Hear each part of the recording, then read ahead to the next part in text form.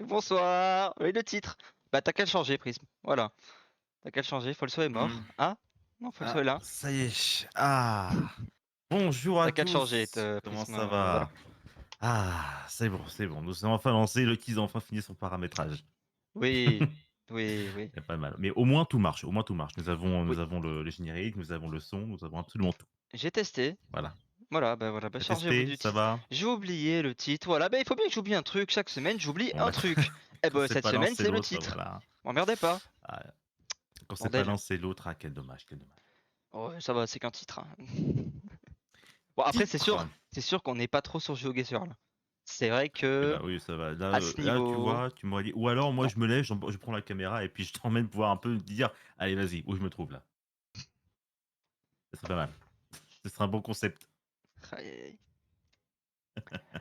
Bon. Bon, Alors, on a bon, eh quoi aujourd'hui bien, dans l'actu? Pas on grand-chose de va ton côté, je crois, commencer. hein? Eh ben, j'avoue que la semaine a été relativement calme, hein. J'ai pas réussi à trouver vraiment beaucoup de news, on va dire, intéressantes comme j'ai d'habitude. Là, c'était une semaine un petit peu tranquille quand même. J'ai quand même quelques petites nouveautés avec, bah, j'ai du Zelda, j'ai des prix, hein, j'ai de l'argent. Par contre, j'ai du plagiat. J'ai du plagiat, j'ai un triste record et j'ai un émulateur. Voilà ce que j'ai. Voilà. Et, eh ben, on commence tout de suite, hein. Oui. Commencer, hein, maintenant et par une, par encore une triste nouvelle puisque décidément, ça s'en va surtout, hein, ça revient pas puisque, après Tina Turner la semaine dernière, c'est du coup la mort de Guillaume Batz que nous avons, appris, mort à l'âge de 36 ans, hein. Vous savez, le Guillaume Batz, le fameux humoriste qui était en duo avec, Jérémy Ferrari, qui était atteint de œstrogénèse imparfaite, comme il annonce. C'était vraiment la maladie des os de verre. Il a été révélé dans On ne demande qu'à en rire, émission, sur France 2, présentée par, Laurent Ruquier. Voilà, Ouais, à c'était l'époque. une belle trouvaille, voilà, en vrai, c'était vraiment un humoriste qui me faisait vraiment marrer donc malheureusement, voilà, donc il devait tenir une conférence mais il ne répondait pas, tout ça, donc Jérémy Ferrari est venu chez lui et il dormait dans son lit, il était mort, voilà. Donc toute une pensée évidemment à la famille, à Jérémy Ferrari qui était, littéralement comme un frère pour lui, hein. Et on pourrait enchaîner sur l'une des phrases qui a rendu Guillaume Batz, pardon, connu. On dit que Dieu a créé l'homme à son image. J'ai un doute. Voilà. Ça, une phrase très marrante qui me fait Bien beaucoup trouvé. rire. Bien Mais trouvé. très bien trouvé pour lui, en tout cas. Voilà, au moins c'est une personne qui savait rire de lui-même. On va enchaîner avec une bonne nouvelle, en revanche, une bonne nouvelle qui n'a aucun rapport avec évidemment le monde des humoristes. On annonce que Ratchet& Clank Rift Apart sera bientôt disponible sur PC. Voilà quelle est bonne cette surprise. Voilà mon frère. Ça c'est beau. La date de sortie du coup est prévue pour le 26 juillet 2023. On rappelle que Ratchet& Clank c'était une exclue PS5, développée par Insomniac Games et éditée par Sony. C'est une exclue qui devait, lancer la PlayStation et franchement c'était une véritable claque visuelle. Donc, sur PC je sens que ça va être, une véritable dinguerie. Voilà, support, d'un écran ultra plat. Il y aura évidemment le support du ray tracing, mais également le DLSS 3 pour un rendu encore plus bluffant et une framerate évidemment, débloquée. Ah, j'avais essayé, j'ai pas fini, Ratchet& Clank sur PS5, parce que, bah, pour la simple raison que ça appartenait à un pote. J'ai quand même bien joué et je dois avouer que c'est un très, très bon jeu et un des rares jeux de la PS5 qui m'a vraiment, mis plein les yeux, en fait. Ça fourmillait de détails, ça n'a pas, il y a pas eu un seul ralentissement, en fait. C'est dans la logique de Sony de ces dernières années. Oui, c'est dans la logique de Sony, mais alors là, je me pose la question, on le rappelle, qu'est-ce qui s'est passé, il y a 2 semaines? Hein, Luckyz, vas-y, qu'est-ce qui s'est passé il y a 2 semaines? Luckyz, Mhm. qu'est-ce qu'il y a eu il y a 2 semaines, en fait, par rapport à Sony? Euh, On l'a est-ce que. couvert? Oui, bah oui, le PlayStation Showcase. Putain, mais tu m'as foutu Voilà! un doute. Tu sais, il se passe plein de choses Voilà, ça y aussi est. avec Voilà. Microsoft et tout. Moi, je suis Merci perdu là, hein. Luckyz. Il s'est passé du coup le PC Showcase et bah, je vais pas mentir, c'est le genre de truc que Il y a deux j'aurais bien semaines. aimé, qui mériterait son annonce parce que, bah, c'est maintenant dans la stratégie commerciale de Sony de faire un peu plus de diversité, tout ça et bah, ça aurait été bien entre 2 annonces de annoncer que Ratchet& Clank Rift Apart arrive sur PC. Mais là, il y a eu absolument je n'ai vu absolument aucune communication. C'est vraiment via Twitter, via des randoms que j'ai eu cette nouvelle. C'est via mon fil d'actualité Twitter et c'est pas Sony officiel. Donc, bah, on aurait bien aimé une petite nouvelle, en fait, hein. Mais bon, écoutez, voilà, ce sera disponible au prix de 60 €. Voilà, petite pensée à ceux sur PS5 qui l'ont acheté à 80, hein. Et du coup, je le rappelle, il sera disponible dans cette semaine, à savoir le 26 juillet 2023. Nous allons continuer avec le film Super Mario Bros. Le film Super Mario Bros. Qui n'en finit plus de rouler sur la concurrence, puisque actuellement, alors là, ça part du 1er juin. Actuellement, le 1er juin, Super Mario Bros. A du coup atteint 1,288 milliards d'entrées de recettes dans le monde. Il est du coup placé devant la Reine des Neiges, qui lui avait fait 1,284 milliards. Eh bah, Voilà. chais, la Reine des Neiges. Voilà, donc du coup, c'est le deuxième film d'animation le plus rentable de tous les temps. Par contre, il a encore un petit peu de chemin à parcourir parce que le premier, c'est le remake du Roi Lion. Là, c'est considéré comme un film d'animation parce que, bah, il y a, quasiment aucune prise de vue réelle. Le remake du Roi Lion qui est premier avec 1,6 milliard. Donc il y a encore un petit peu de marge à se faire, je sais pas s'ils vont l'atteindre, mais en tout cas, c'est un très, très, très bon score, pour, pour juste le premier film Mario, en tout cas. Ça me dit un truc. Ouais, bah, moi, je pense que les trucs, Disney, là, ça mérite un petit débat pour ça, hein. Tu me fais ça pour la toile, s'il te plaît, Jay? Allez, on va enchaîner encore. On va commencer par, bah, du Nintendo qui fait son Nintendo avec, le retrait d'un émulateur. On a parlé on a pas parlé cette semaine? Peut-être, peut-être. Pour ceux qui n'étaient pas là, bah, fallait être là. Voilà, très bonne, très, très bonne, très bonne, très bon débat par contre. C'est un peu normal parce que Rediff il dispo y il mercredi y avait il d'ailleurs. y avait Jay et moi. Le Roi Lion, le remake bien sûr, hein. Bon du coup, Nintendo qui retire un émulateur de Steam, du coup qui reste une, l'ordinateur reste une notion très compliquée. Il n'aura fallu que 2 mois pour que Nintendo empêche l'arrivée d'un émulateur GameCube et Wii sur Steam. Cette décision interroge sur le droit des utilisateurs sur les notions compliquées de droit d'auteur. Steam dit au revoir à Dolphin. En effet, Steam avait annoncé que l'émulateur de GameCube et Wii Dolphin, serait disponible sur Steam. Alors déjà, à la première nouvelle, enfin la première fois, le 1er réflexe que j'ai eu, la première pensée que j'ai eue quand j'ai appris cette nouvelle, bah, c'est que Nintendo va pas tarder évidemment, et j'avais tout à fait raison parce qu'il aura fallu que 2 mois pour intervenir. C'est pas beaucoup de mois. Les fans de constructeurs japonais qui espéraient pouvoir rejouer des jeux GameCube et Wii grâce à la disponibilité de l'émulateur Dolphin sur Steam broient du noir parce qu'en effet, le 27 mai dernier, les développeurs de l'émulateur ont annoncé que la sortie de Dolphin sur Steam avait été reportée indéfiniment. Après que Nintendo a émis une ordonnance de cessation et d'abstention citant la DMCA, ah, ça c'est leur petit chouchou à Nintendo, à l'encontre de la page Steam de Dolphin. GamesRadar, qui cite un article de PC Gamer, précise que, selon l'avocat, Kevin Boyer, de Boyerlo, spécialiste des questions entourant la propriété intellectuelle, cet avis de retrait de DMCA signifie que si Dolphin était publié sur Steam, il violerait, selon Nintendo, la DMCA. C'est-à-dire que, bon, en soi, il n'y a pas de mal à faire bah, les metteurs Dolphin. En revanche, là, le fait de mettre sur Steam une plateforme grand public, en fait, c'est ça qui dérange Nintendo. Bon, déjà, je pense que ça les fait chier, mais bon, hein, ils pourront pas vraiment interdire complètement Dolphin. D'ailleurs, le moteur, l'émulateur Dolphin, je l'ai et franchement, ouh là, attention Luckyz, il y avait un petit peu de peau, hein, dans ça avait aucun rapport avec Nintendo. Mais bon, tu es trop beau. Je ne sais Ouais, pas ce que fait je sais, ça je au sais. milieu de l'article, les vidéos défilent et voilà, hein. Non, mais ça, c'est les vidéos automatiques de merde de chez jeuxvideo.com, hein, faut faire Mmh attention mh. à ça. Par contre, ouais, c'est vrai que moi, en plus, je n'en ai pas, hein. Bon bref, du coup, le sur internet, les joueurs affichent leur colère, J'ai bien fait évidemment. d'enlever. Voilà, évidemment, ouais, c'est pourquoi c'est encore, On a vu des tchouches. ah oui, les tchouches, ouh là, oui, oui, je viens de voir aussi, je viens de voir aussi. Comme à son habitude, le constructeur japonais s'en prend aussi au site qui permet de distribuer les émulateurs, les ROM, plutôt que les logiciels eux-mêmes. C'est encore une grande tristesse quand même. Comme le précise GameStradar, Nintendo n'a jamais pris, de mesures contre Dolphin. En outre et jusqu'à présent, bah, écoutez, j'espère que Ghost Recon vous a plu, hein, c'est le dernier live. Non, on Par n'est contre, on pas n'a pas de banni, Mario. y a rien de mal, mais Non, pas loin. voilà. Ah, pas loin, pas loin, pas loin, hein. Il a pas attaqué le Meteor Switch, qui a pourtant permis à certains de jouer à Tears of the Kingdom avant que le jeu ne soit officiellement sorti dans les boutiques. Il y a bien une raison à cela, d'après les experts, la loi entourant le droit d'auteur dans ce cas de figure peut être interceptée de différentes manières. En effet, la base d'un émulateur, c'est de ne pas utiliser le moteur source de la console en elle-même. Donc, a priori, il ne violerait aucune loi. C'est pas. Donc d'après les propos qui sont rapportés, le développeur estime qu'il y a une zone grise dans le droit qui fait que personne ne sait vraiment ce qui est légal ou non dans le contournement de DMCA pour les consoles de 6 génération, pour la Switch en tout cas. Ce casse-tête juridique fait que personne ne peut dire avec certitude si Dolphin est dans son bon droit ou si Nintendo est dans son bon droit selon le développeur.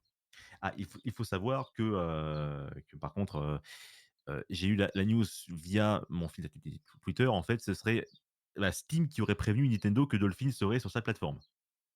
Steam Gestapo, en soi. Mais bon, franchement, ne vous inquiétez pas pour ceux qui utilisent l'émulateur Dolphin, hein. Si vous devez, il reste téléchargeable, évidemment pas sur Steam et par contre, je ne vous dirai pas où le télécharger parce que, bah, ça, c'est, vous vous démerdez, hein. Je connais des sites, mais je vous laisse chercher par vous-même, je ne peux pas le dire en live. Alors, je crois que tu t'es pris un tacle glissé dans le chat. Ouais, changer de lunettes. Bah, j'ai pas de lunettes déjà, il faudrait que j'en ai, hein. Non, justement, il parle de Heu, tyran qui dit que t'es beau. ah d'accord, parce que je le vaux bien peut-être? Pourquoi est-ce que voilà, c'est ça, c'est encore les dérives de Twitch, hein, on s'accentue plus sur le physique que sur le contenu, c'est vraiment une, ah là Aïe, là là, aïe, c'est aïe. terrible, hein. On va continuer du coup avec Nintendo qui prend une décision radicale. Il a Nintendo a pris la décision d'interdire d'acheter leurs jeux dans un pays. De quel pays on parle évidemment? De quel pays on parle? Bah, quand vous suivez un petit peu l'actualité, je pense que ce n'est pas compliqué. Parce que Nintendo avait mis temporairement en maintenance l'eShop russe, Nintendo a finalement décidé de prendre des mesures, encore plus radicales. J'avoue que tu as un beau cul, c'est mon visage que tu regardes. La firme a décidé tout simplement, remarque j'ai une tête de cul, a tout simplement décidé de fermer en raison des perspectives économiques peu encourageantes suite à l'enlisement de la guerre russo-ukrainienne. Voilà, les Russes sont punis, il n'est désormais plus possible d'acheter de jeux Nintendo en Russie. C'est se priver d'une bonne partie, mais bon, moi je trouve que c'est une bonne nouvelle.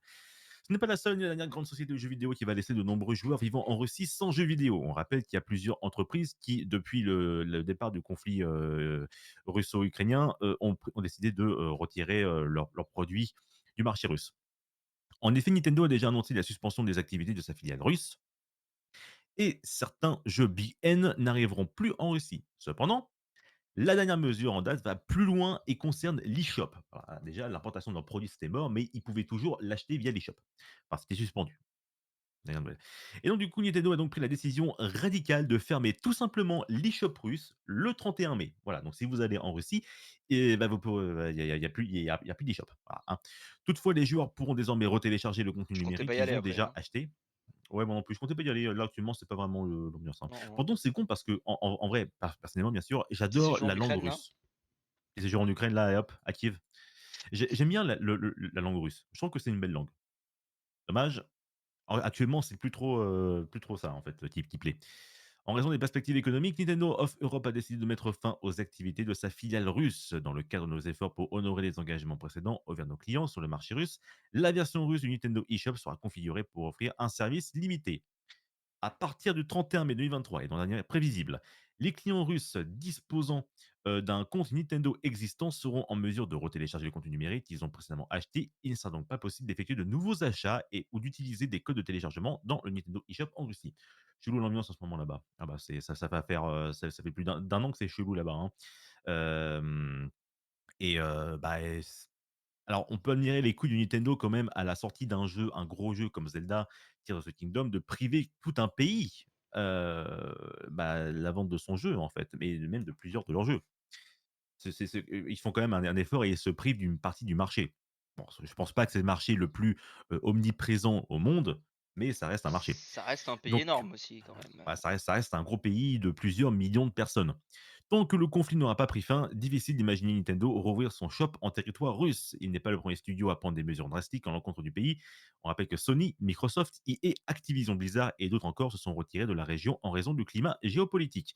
Ça fait quand même des gros acteurs, donc voilà, pour la plupart, il y a plus que ça, hein, voilà. Donc du coup, bah, remarque, on n'aura plus de Russes sur CS:GO, ni sur, Overwatch. En soi, c'est pas si mal, hein. Peut-on espérer un retour? Probablement pas dans un futur proche. Le conflit semble malheureusement loin d'être terminé et le retour des gros studios ne sera vraiment pas avant des années, au grand malheur des joueurs russes. Bah, écoutez, fallait pas voter Poutine, hein. Non, enfin, remarque, c'est pas c'est la plupart, c'est pas de leur faute, mais bon, on va dire que la guerre, ça fait des dégâts, peu importe comment, en fait. il y a plus de bruit sur CS:GO, il va y avoir une sérieuse baisse de joueurs. Ah ouais, là par contre, ça va de rester au moins de 3/4. À 3/4 des joueurs, il n'y aura plus rien. Bon, on va parler un petit peu de Nintendo, je suis désolé, mais actuellement, c'est vrai que ça fait un petit peu, parler de lui Nintendo, bah, depuis la sortie de Zelda, on en compte, hein. Mais alors, là par contre, c'est vraiment du jamais vu. Parce que Zelda Tears of the Kingdom serait déjà plagié. Ça perd pas de temps. Le prochain Game of the Year, ah ça y est, alors là par contre, c'est, Millennium encore qui sont bien fans de Zelda, j'ai l'impression, hein. Ah Donc ouais. Game of the Year pour Zelda Tears of the Kingdom. En attendant, ce giga plagiat du jeu se fait plaisir sur mobile. Qu'est-ce qui se passe? Il ne reste plus que quelques jours avant la sortie. Alors oui, ça a été écrit, le 7 mai, donc du coup, quelques jours, 5 jours avant la sortie de Zelda. Mais bon, il y a eu quand même des plagiats même bas de gamme. Des plagiats de licences populaires, il y en a dans tous les sens évidemment, le site le rappelle. Le jeu inspiré, la deuxième catégorie, souvent beaucoup moins gênante, a donné naissance à des jeux extrêmement populaires comme Genshin Impact. C'est vrai qu'il a repris des mécaniques de Breath of the Wild, et franchement, quand tu prends ce qu'il y a de bon dans un jeu et que tu mets dans le tien, c'est pas un mal en tout cas, c'est pas dérangeant, hein. Cependant, le plagiat, lui, dérange beaucoup plus, surtout quand le jeu dont on parle en devient complètement ridicule. Vous connaissez peut-être Kung Fu Saga? Alors moi je connais un petit peu, c'est sur les stores. Voilà, vous pouvez le télécharger sur iOS, Android, mais évidemment je ne ferai pas plus la promotion de ce jeu. Enfin si, j'en parle parce que je vous dis c'est une grosse arnaque. Ce jeu, c'est une merde. Kung Fu Saga, voilà, ne le téléchargez pas, c'est nul à chier. Et Ah, c'est sur Reddit, qu'on nous présente la dernière mise à jour du jeu mobile qui semble reprendre des mécaniques vues récemment. Lucky, je te laisse lancer la vidéo qui est en dessous. Il y a le son, il y a absolument tout.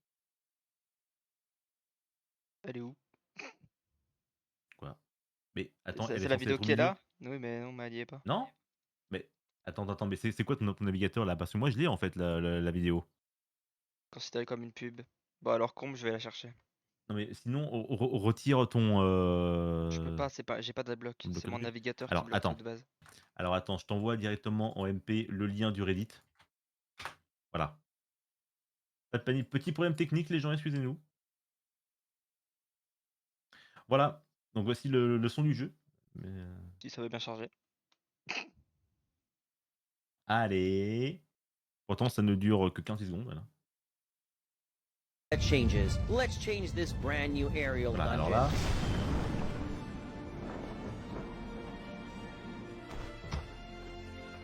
I'm going to try out the new weapon synthesis feature. Huh, it feels pretty cool.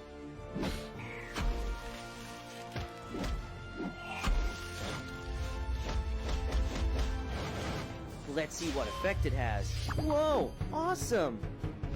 Watch me jump.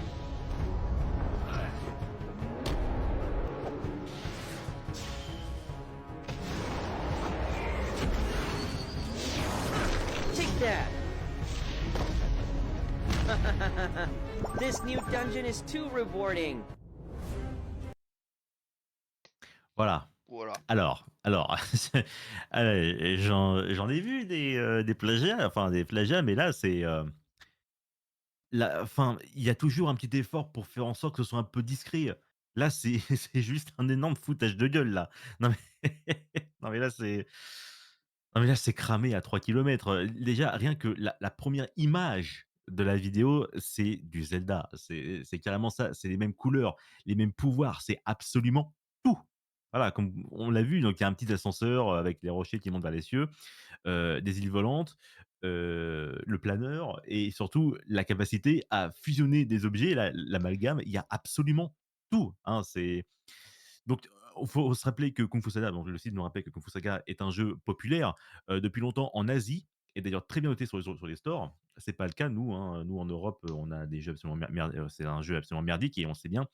Il y a des millions de plus d'un million de téléchargements, des dizaines de milliers d'avis positifs et de nombreuses mises à jour. Mais je vous rassure tout à fait, cette vidéo présentation là, ce n'est pas absolument pas du tout le jeu, hein. J'ai vu des images réelles du jeu, bah, c'est pas ça du tout.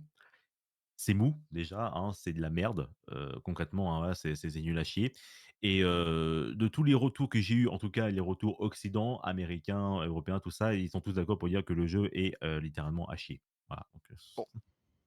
voilà, je voulais juste simplement montrer ce petit truc parce que, bah, voilà, c'était marrant et là, je suppose, bah, que les avocats de Nintendo sont déjà dans l'avion, hein, Ça se frotte les mains, hein, je pense qu'avocat chez Nintendo, c'est pas du chômage, hein, ça se repose pas, hein. Et à mon avis, tu bien payé aussi, hein. C'est bien payé, hein, je pense que c'est une belle source de revenus. On va aller un petit peu du côté de Call of Duty Warzone 2 qui est sur le point, il semblerait, d'atteindre un bien triste record. Mais qu'est-ce que c'est que ce record? Si Call of Duty Warzone 2.0 n'est disponible que depuis que quelques mois, c'est un jeu à chier, hein, jouer à Warzone 1. Mais avec donc une grande parution en novembre 2022, le nouveau Battle Royale Infinity World peine grandement à attirer les joueurs. Pire, il les fait littéralement fuir.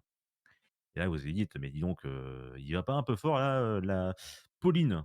Pauline, celle qui a mis l'article, elle va pas un peu fort? Non, non, non, je vous rassure, elle y va pas du tout fort, hein, c'est clairement le cas. Disponible en effet depuis le mois de novembre 2022, Warzone 2.0 est d'ores et déjà à sa saison 3, avec comme principale nouveauté le mode ranked. Ils ont mis 3 saisons, alors là, le jeu est sorti en novembre, on est en juin. Ils ont attendu plus de 8 mois pour sortir un mode ranked sur Warzone. Ça c'est déjà, hein, c'est bon, voilà. Toutefois, malgré l'introduction de ce dernier, il semblerait que les gens ne soient toujours pas au rendez-vous et le titre d'Activision est sur le point d'atteindre un bien triste record de fréquentation.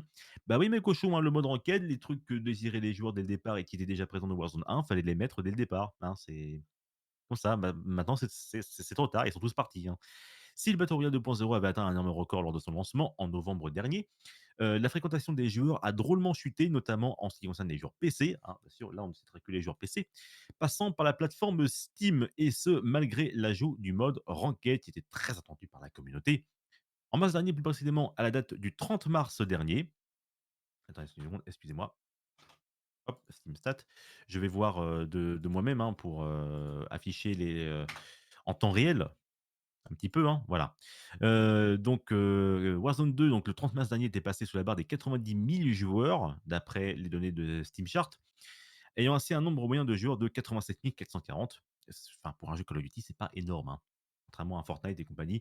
Aujourd'hui, le tableau ne cesse de s'assombrir. Le Battle Royale affiche désormais une moyenne de 65 000 joueurs, soit une chute d'environ 15 000 joueurs en à peine un mois, ce qui est vraiment inquiétant pour l'avenir du titre. Moi, je trouve que c'est une bonne nouvelle. Parce que à prendre les joueurs pour des cons, étonnamment, ils se barrent. Alors là, comme vous le voyez sur l'image que le tease va afficher, Oui, qui est en un petit dessous. peu en dessous, s'il te plaît. Merci. Comme vous voyez là, voilà, vous avez vu en 24 heures, il y a eu, 89 000 personnes, et cetera. Alors moi, j'ai du coup les chiffres en réel. Là, en 24 heures, là, on est descendu à 80 000. Donc là, en quelques jours, depuis l'écriture de l'article, c'est-à-dire il y a 5 jours, en 5 jours, il y a 9 000 personnes qui sont barrées. Bon, après, vous allez dire: «Oui, bon, bah, c'est des horaires, ça peut remonter, et cetera». Ouais, enfin, là, sauf que là, à l'heure où je parle, il est 18h30, c'est un peu l'heure où les gens rentrent, et en plus, on a un samedi, hein. Donc il y a voilà, 66 il y a quand même 77 000 personnes qui ont joué il y a 30 minutes. Bah, ça reste un score relativement faible pour un jeu Call of Duty de cette envergure. On rappelle que c'est Activision, compagnie, tout ça. Alors après, je précise que ce sont uniquement les chiffres des joueurs PC, sur Steam. Après, il y a les joueurs PC sur Battle.net, il y a les joueurs PS5, les joueurs Xbox, tout ça. Mais bon, on va pas se mentir, un jeu de tir, c'est avant tout populaire, sur console. Donc enfin, dès qu'on voit les chiffres sur PC, ça peut donner déjà une idée aussi, du nombre de joueurs aussi sur console. Donc du coup, le Warzone 2 donc s'apprête à franchir une barre malheureusement symbolique, donc se trouver en dessous des 100 000 joueurs. Malheureusement, à l'heure où nous écrivons ces lignes, nous ne savons absolument pas combien de joueurs il y a sur, PlayStation, Xbox et via Battle.net. Il faut dire que bizarrement, bizarrement, Activision ne communique plus sur les chiffres de son BR depuis un long moment. Ah Bizarre. tiens, tiens, tiens, tiens. Ah ouais, pour montrer sa grosse tub quand ça marche, là par contre il y a du monde. Par contre quand ça marche pas bizarrement, bah alors bébou, t'as as peur de faire peur aux investisseurs? Hein? Nous nous imaginons sans trop mal que même les joueurs console Battle.net finissent par fuir eux aussi le titre. Ouais, ça m'étonne pas, hein. Les créateurs de contenu, même les créateurs de contenu sont d'accord à dire que ce Warzone 2 est nul. Ils se barrent. Avec des chiffres en constante baisse, difficile d'imaginer l'avenir de Warzone 2.0 qui ne cesse de décevoir les joueurs. Pour la saison 4, les développeurs ont tout intérêt à envoyer du très très lourd, mais là, ici, encore une fois, peu d'espoir malheureusement. Ah non, tout ça, fallait le faire avant, Je les gars, pense hein. que Déjà, c'est même, dead. C'est cramé, hein. Je pense que même, même le fait que Warzone 2 existe est pour moi une énigme. Voilà, tout simplement, c'est plus personne ne joue à Call of Duty. Bah, visiblement, oui, hein, il reste une très petite niche. Mais tu vois, moi, ça me fait extrêmement plaisir parce que j'ai vu, Call of Duty se mourir petit à petit, se transformer en une espèce de jeu nul à chier comme ça. Donc, voilà, ça me fait très plaisir, quand j'ai connu, Call of Duty à ses débuts, en fait. Voilà. Moi, en tout cas, je suis très content de ce qui se passe. Un bon gros chai et j'espère encore une fois que Microsoft va acquérir Activision en espérant que ça change quelque chose. On va parler de prison, on va parler du créateur de Sonic puisque Yuji Naka encourt jusqu'à 2 ans et demi de prison pour délit d'initié. Ah ouais, alors juste pour revenir sur Call of Duty, j'ai sorti plein de, on a fait pas mal d'articles sur Warzone 2. Quand on voit le nombre de merdes qui nous ont pondu les développeurs ainsi que l'éditeur, faut pas s'étonner que les joueurs se barrent en fait. Je vous rappelle je vous rappelle les transferts de skins pas possibles entre le 1 et 2, alors que c'est le même moteur graphique, Oui, le on avait skin vu qui est juste la super couleur qui lumineux, change. voilà. Mm. Voilà, le swap color, tout ça, voilà. Bref, excusez-moi, hein, c'est ce que je voulais dire. Yuji Naka, du coup, qui est en cours jusqu'à 2 ans et demi de prison pour délit d'initié, on en avait parlé un petit peu il y a un mois ou deux. Les déboires de Yuji Naka, vétéran de Sega, on rappelle que c'est quand même le créateur de Sonic, hein, connu pour ses travaux sur des titres comme Phantasy Star, Sonic the Hedgehog ou Nights into Dreams, et plus récemment Balan Wonderworld lors de son passage mouvementé chez Square Enix. Voilà, on rappelle que Yuji Naka, le créateur de Sonic et de Nights, ainsi que de Phantasy Star, pour les plus anciens, avait créé pour Square Enix Balan Wonderworld, un jeu qui a un petit peu la même vibe de Night into Dreams, mais ce Balan Wonderworld avait la particularité, contrairement à Night, d'être éclaté contre le gravier. Tout simplement, donc c'est pour ça que bah, il est parti en fait, hein. Square Enix lui a dit bon mon petit pote, tu dégages. Donc, ce cher Yuzaka a culminé cette semaine au tribunal de district de Tokyo, où les procureurs ont requis une peine de 2 ans et demi de prison et une amende de 1,2 million de dollars contre le programmeur de 57 ans.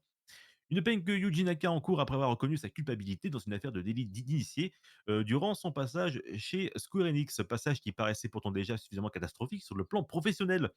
Comme le rapporte la presse japonaise, le bureau du procureur requiert une peine d'emprisonnement de 2 ans et 6 mois, ainsi qu'une amende de 2,5 millions de yens. Ah, maintenant c'est 2,5 millions de yens, pardon, soit 16 750 euros, assorti d'une pénalité supplémentaire de 1,14 million d'euros, en justifiant que Yuji Naka n'a montré aucun signe de remords. D'accord. La défense de l'accusé a demandé à ce que l'amende soit réduite et que la peine soit suspendue. Le tribunal devrait rendre son verdict le 7 juillet. On rappelle que Yuji Naka a été arrêté. J'ai commencé sur COD, j'ai arrêté depuis 4-5 ans d'y jouer. Moi, ça fait longtemps, hein. Yuji Naka est arrêté en novembre 2022 et accusé d'avoir enfreint la loi en achetant illégalement des actions sur la base d'informations privilégiées. Bref, je rappelle, on s'en a déjà parlé avec quand il y avait Tyran, etc. Je rappelle que le délit d'initié, c'est quand tu achètes ou tu vends des actions dans une entreprise basé sur des informations privilégiées. En gros, on te dit une information que toi seul peux connaître, mais tant que l'entreprise ne l'a pas annoncée, tu n'as pas le droit de vendre ou acheter des actions, en fait. Sinon, bah, ce serait, profiter, d'une source, voilà. Je vais redire le même exemple que j'ai eu. Admettons que, Apple, tu as des actions chez Apple, ce serait formidable. Tu as des actions chez Apple, tu sais je sais pas, d'un mec qui bosse chez Apple que, de source sûre, hein, qu'il a travaillé sur un modèle d'iPhone qui va révolutionner le marché et ben, techniquement, tu n'as pas le droit de acheter des actions, tant que, Apple n'a pas annoncé ce portable à la presse et au public. Voilà, c'est tout simplement ça. Sinon, ça s'appelle du délit d'initié.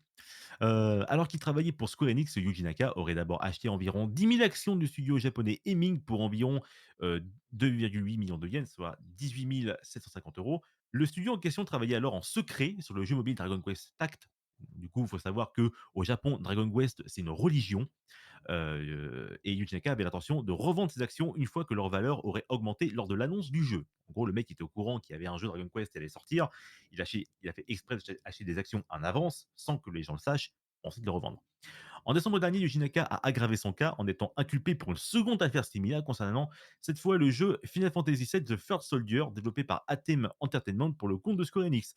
Je rappelle que Final Fantasy VII The First Soldier est un jeu sur mobile, un battle royale qui a maintenant échoué, hein, qui est maintenant out.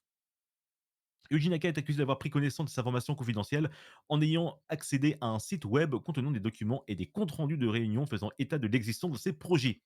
Il aurait ensuite acheté 130 000 actions et réalisé un bénéfice de plus de 20 millions de yens, soit 134 000 euros, lors de leur vente. Donc, en gros, il a acheté pour 20 000 euros, il en a eu pour 134 000. Ça fait un bon bénéfice quand même, hein. Il ne fait aucun doute que j'ai découvert les jeux avant qu'ils ne soient rendus publics et que j'ai acheté des actions dans ces jeux, avait admis le co-créateur de Sonic au moment de plaider coupable en mars dernier. Auparavant actif sur les réseaux sociaux, notamment pour montrer son amour des voitures de sport, le père de 2 enfants s'est fait des plus discrets depuis novembre dernier. Bon, ça me fait beaucoup de peine, moi, de voir un mec qui est le héros, enfin, qui a créé Sonic, c'est-à-dire un héros que je suis beaucoup et que j'aime beaucoup depuis que j'étais gosse, à se faire mettre en taule pour ça, en fait. Donc là, je vais faire mon émo en te disant que le monde est moche. Le monde est triste. Je suis un émo là, franchement, je suis pas bien, hein. Il faut que vous vous ressaisissiez. C'est pas moi qui le dis, c'est Asmongold qui relance le débat sur le prix des jeux et ça ne plaît pas à tout le monde. Tu m'étonnes. Alors, débat que j'invite le chat à dire un petit peu votre avis. Récemment, ce célèbre streamer, ça m'énerve ces titres putaclic là comme ça, Asmongold a abordé le sujet des prix du jeu vidéo en plein live Twitch. Sa déclaration qualifiée de violente par de nombreux viewers ne semble pas mettre tout le monde d'accord. Ben tiens, surprise. Le prix des jeux vidéo a toujours été sujet à débat dans l'industrie. Au fil des années, le budget pour les productions vidéoludiques ne semble qu'augmenter, mais les moyens mis en œuvre par les producteurs aussi. Vous l'aurez compris, les jeux sont qualifiés par beaucoup comme inaccessibles et pour y remédier, certains éditeurs ont décidé de mettre aux joueurs d'accéder à des milliers de productions à moindre prix. C'est notamment le cas du Game Pass ou du catalogue PS Plus, mais malgré tout, les prix des grosses productions des studios les plus populaires ne semblent pas baisser, hein. On rappelle que les jeux de Sony maintenant sur PS5, c'est 80 balles, hein, ça fait quand même cher. Ce streamer a récemment abordé le sujet en live et son avis n'a clairement pas mis tout le monde d'accord. À votre avis, qu'est-ce qu'il a dit? Est-ce qu'il a dit: «Je suis d'accord, c'est pas bien» ou est-ce qu'il a dit: «Moi je trouve que c'est normal», hein? Voilà. Après avoir acheté Diablo 4, il a pensé donc Asmongold, hein. On rappelle que c'est le streamer Asmongold est un streamer très populaire dans le milieu des MMO. Après avoir acheté Diablo 4, du coup, il a pensé pertinent de donner son avis à contre-courant de celui de la majorité de sa communauté. Alors que plusieurs viewers ont avancé que s'acheter des productions vidéoludiques était devenu un luxe, le créateur de contenu a affirmé le contraire. Perdu. Voilà pour ceux qui ont dit que ce soit cher, mais moi je les paye pas. Oula, attention, c'est pas un jeu à dire, c'est pas un truc à dire en live, Jay. Attention à ça, hein. Il suffit d'organiser sa putain de vie pour pouvoir se payer sereinement des jeux vidéo. Euh, je cite Asmongold. Tu penses qu'il faut être millionnaire pour s'offrir un jeu à 70 $? Mec, je vais être honnête. Je parle du streamer en question. Ah oui, oui, oui, oui. Oui, c'est ça. Oui, d'accord. Ok, alors à ce moment-là, mets des guillemets, Jay. Attention, le contexte. Le contexte, hein. Tu dois bien s'en taper puisqu'il se fait payer. Bah, surtout, ça va bien les OP, hein, je pense. Attention au contexte, Jay. Tu penses qu'il faut être millionnaire pour s'offrir un jeu à 70 $? Mec, je vais être honnête avec toi. Les gens ne voudront peut-être pas l'entendre, mais c'est la vérité. Si tu ne peux pas t'offrir un jeu à 70 $ ou vous vivez aux États-Unis, et vous vivez aux États-Unis ou dans un pays du premier monde, votre moindre problème est le prix des jeux vidéo. Il faut arrêter de penser aux jeux vidéo. Il faut arrêter. Hein, c'est pas moi, c'est lui qui le dit. Il faut arrêter de regarder les émissions à 3 heures du matin. Il faut organiser sa putain de vie. Et pourquoi? Je sais, par expérience. Et j'ai été exactement dans cette situation et j'ai fait exactement ce que je t'ai dit. Voilà, j'ai l'impression que, mon cher Asmongold, comme le cite l'article, tu es un petit peu détaché de la réalité. Effectivement, pour de nombreux joueurs, il n'est pas possible de payer des jeux à plus de 70 € chaque mois et c'est une réalité. Beaucoup de ces viewers avancent que le créateur de contenu vit dans une véritable bulle et qui ne se rend absolument pas compte de la réalité du marché vidéoludique. Et non, parce que, ouais, je vais pas mentir, moi, je vais pas dépenser 70 € constamment dans un jeu, hein. J'essaie toujours de le trouver, enfin, si je le veux absolument, je vais toujours, essayer de trouver le prix le plus bas, notamment sur, sur des sites, hein, que je connais bien, tout à fait légal évidemment, hein. C'est le même connard qui a dit que pour réussir sur Twitch, il faut être beau. Oui, oui, c'est celui-là. Bien joué, Jay. Tu t'en rappelles. Moi Voilà. aussi, je me rappelais. Voilà, voilà, c'est lui, hein. Tiens, là, pour une fois, Lucky, je vois que ton post Reddit, est activé. Voilà. Bon, Parce qu'il a bref. incrusté d'une autre manière. Écoute, depuis cette déclaration grandement controversée, Asmongold fait profil bas. Tu m'étonnes. et ne semble pas être revenu sur la situation. Il est fort probable qu'il ne se soit rendu compte de la violence de ses propos pour certains joueurs. Et oui, il faut qu'il se rende compte que les joueurs qui le regardent n'ont pas le même revenu que lui, évidemment. En effet, chaque cas est différent et il n'est pas réellement pertinent de faire du budget de chacun une généralité. Désormais, les utilisateurs Twitch n'hésitent pas à rappeler aux streamers que les personnes préfèrent remplir un caddie de course que de risquer de dépenser plus de 70 € dans un jeu triple A. Bon, et là ensuite, il y a I Love Soda sur Reddit qui précise que le revenu moyen aux États-Unis, c'est de 31 133 $ par an, hein. Un jeu à 70 $, soyons honnêtes, et ajoutons les DLC, microtransactions, etc., cela fait 100 $ par jeu. Et encore, il est sympa, hein. En supposant que vous n'achetiez que 4 jeux et une moyenne de 30 $ en frais divers, cela représente déjà plus de 1 de votre salaire total pour l'année, ce qui est déjà quand même pas mal, hein. Pour ma part, voilà, là, heureusement, ça, c'est le marché américain. Pour l'Europe, bah, on est un petit peu dans la même ligne, mais je suis tout à fait d'accord de se dire que 70 balles, ça reste cher et c'est toujours de, trouver un moyen de dépenser juste au moins 45-50, allez, maximum 60 €. Là, par exemple, j'ai fait un effort pour Zelda Tears of the Kingdom parce que c'est un jeu que je voulais absolument, mais par contre, Dead Island 2, un jeu que je voulais bien aussi essayer, bah, moi, je vais attendre qu'il baisse de prix. Ouais. Voilà, hein, je vais pas, ça sert à rien de acheter tout, des premiers prix. Voilà, j'attends tout simplement, parfois, des promotions.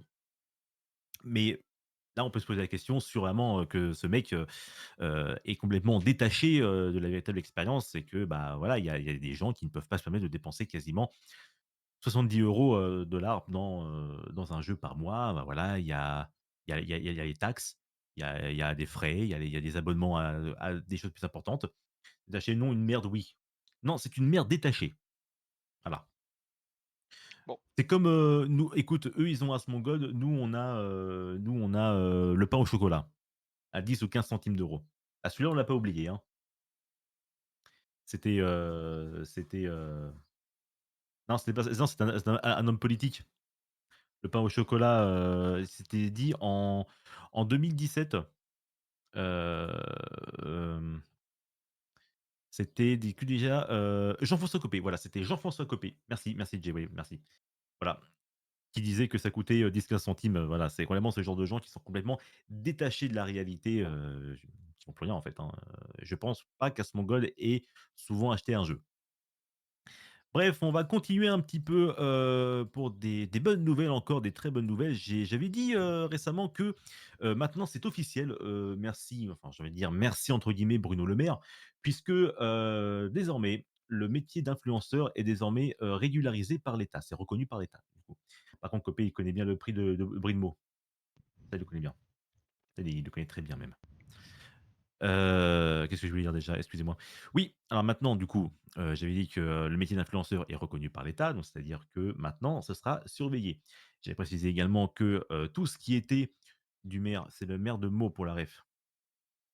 Tu me donnes des mots de tête. Allez, c'est tout pour moi, salut, merci beaucoup. allez, Allez, c'est parti. allez, on passe. On va passer ça. Du coup, l'État français que je disais, oui, métier d'influenceur, et cetera, désormais interdisait la promotion de, substances, de produits pharmaceutiques, et cetera, sans avoir été régularisé, par l'État. Tu es au motif? Ah bah, moi, je vais me couper des tifs très bientôt. Et du coup, il y a déjà des influenceurs, enfin des influx voleurs, comme je disais, comme, Ilian Castronovo et Simon Castaldi, qui ont dû, comme en guise de punition, épingler un message de la DGCCRF.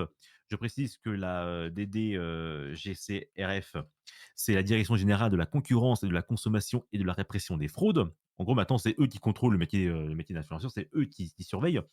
Et pour pratique commerciale, donc du coup, ces gens-là se sont fait épingler pour pratique commerciale trompeuse. Et ces influenceurs, comme guise de punition, comme on le voit, doivent afficher sur leur compte Instagram un message de la répression des fraudes pendant 30 jours. Et moi, je pense que c'est une bonne chose, que ça peut un petit peu, bah, calmer un petit peu certains. Coucou, Magali Berda, hein. De promouvoir des produits qui sont, parfois pas surveillés, pas mis en place, hein. Il y a d'autres influenceurs qui ont été, rappelés à l'ordre pour leur fermer les comptes. Alors ça, par contre, ce n'est pas du gouvernement européen. Je pense que dans le cas le plus grave, je pense qu'on peut leur demander de clôturer les comptes. Mais là, c'est juste, bah, Visiblement, en ce moment, l'arnaque n'est pas encore, suffisant, en fait. Donc d'autres influenceurs ont été rappelés à l'ordre par la DGCCRF pour des partenariats commerciaux dissimulés ou à la suite des pratiques commerciales frauduleuses comme Capucine Anave, Anthony Matteo, Léa Monchicourt ou encore Gaëtan Debled, que des noms qu'évidemment que nous connaissons bien sûr, qui ont, Capucine Anaf, tous je connais, étonnamment mais c'est tout. voilà, étonnamment, qui ont tous la même gueule, les mêmes photos. Ce sont vraiment des personnes qui m'insupportent et petite pensée pour les 2 derniers, Gaston Debled et l'autre, Léa qui, se font des influences, en mettant des photos de ses gosses. Bah, une boutique qui arnaque, fermeture administrative, alors pourquoi on leur fait pas fermer leur boutique? Bah, malheureusement, on n'est pas je ne suis pas assez connaissant dans ce milieu pour vraiment demander, tout ça. Mais en fait, il y a beaucoup on en voit beaucoup, Bah, bizarre le compte est privé du monsieur là. ah bien sûr, bah, tiens, il y a beaucoup de sites frauduleux, en fait et tous ces compter, c'est vraiment beaucoup, beaucoup et puis si jamais, parfois, quand un site ferme, bah, c'est pas grave, ils le refont, quoi. C'est bref. En tout cas, peut-être qu'il y aura une petite vague d'espoir, on ne sait pas, mais en tout cas, ce sera plus régularisé et certains influx voleurs devraient se calmer. On va rentrer un petit peu dans le milieu insolite. Un petit peu insolite, on va parler un petit peu d'un film, on va parler de Barbie. Pourquoi? Parce que, anecdote de tournage via Business Insider, eh bien, la production de Barbie a utilisé tellement de peinture rose sur le tournage qu'ils ont provoqué une pénurie mondiale. Voilà. Voilà! Donc, écoutez, si vous avez un gosse et que vous vouliez, repeindre, sa chambre en rose et que vous n'aviez plus de peinture, bah, écoutez, c'est à cause de Barbie. Sacré Voilà. Barbie. La Panthère rose J'ai dit ça tout à actuellement. l'heure, ouais, Ah, voilà. je viens de Ça tout voir à le l'heure, voilà. tweet en dessous. C'est tout à l'heure, voilà, c'est voilà, voilà. Moi, franchement, c'est une anecdote qui m'amuse beaucoup. Ah putain, j'imagine le pauvre directeur de la photographie qui a vu du rose pendant plusieurs mois.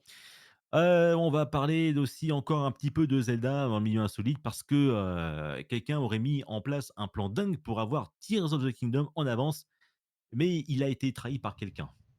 Ce film va une cringe. En vrai, je suis poussé par la curiosité d'aller voir ce film, en fait. Je sais pas, de ce que je vois, ça a l'air, intéressant. Juste pour voir Will Ferrell en tant que directeur de chez Mattel.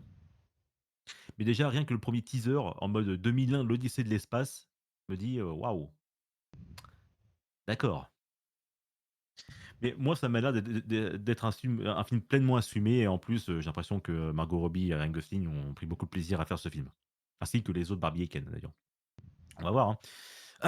On va revenir un petit peu à Zelda, donc quelqu'un a mis en place un stratagème pour avoir Tears of the Kingdom en avance, mais qu'est-ce qu'il a fait?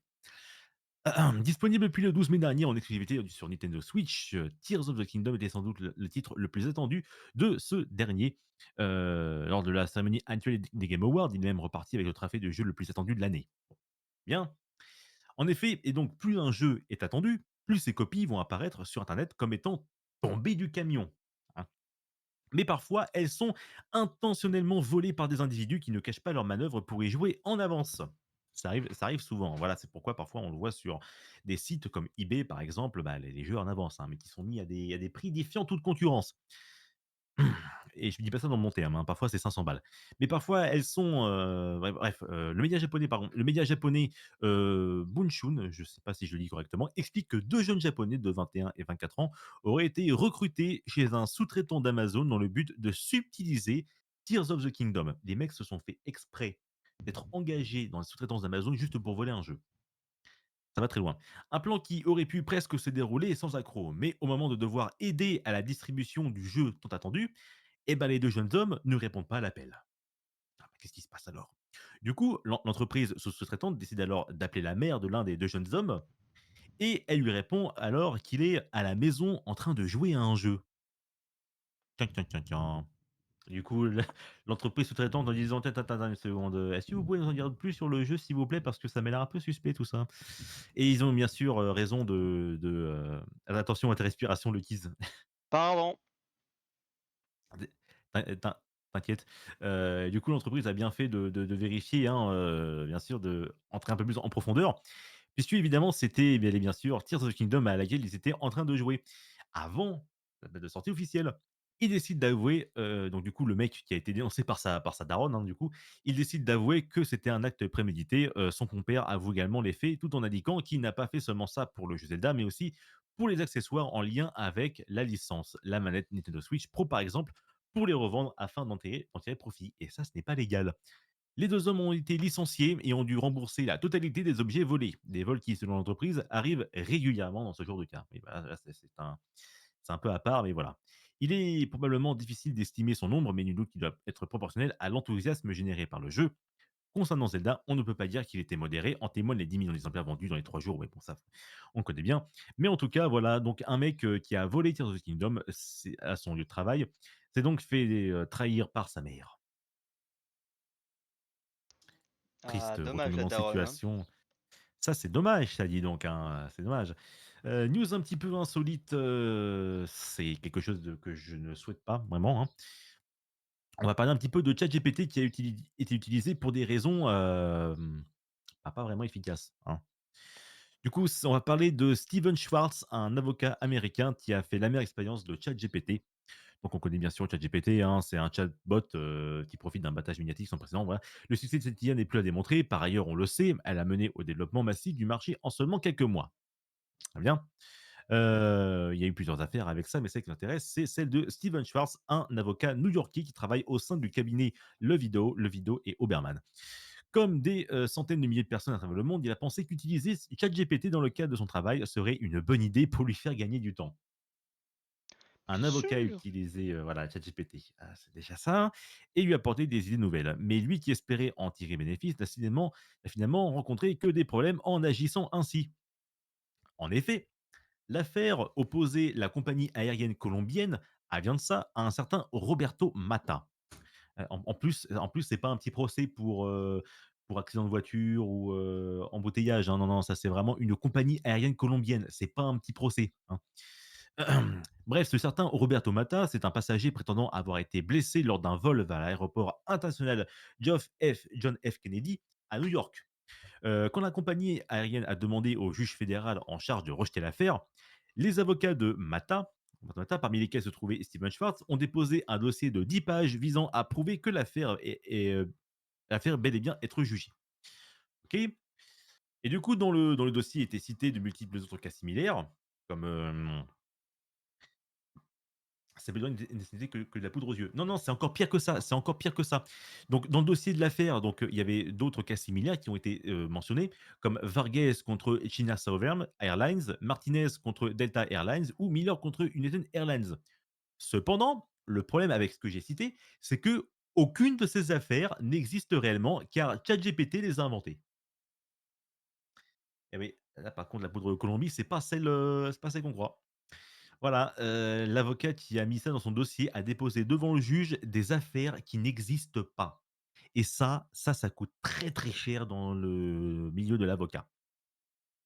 Bref, voilà, déclaration de Steven: «Je regrette d'avoir utilisé ChatGPT».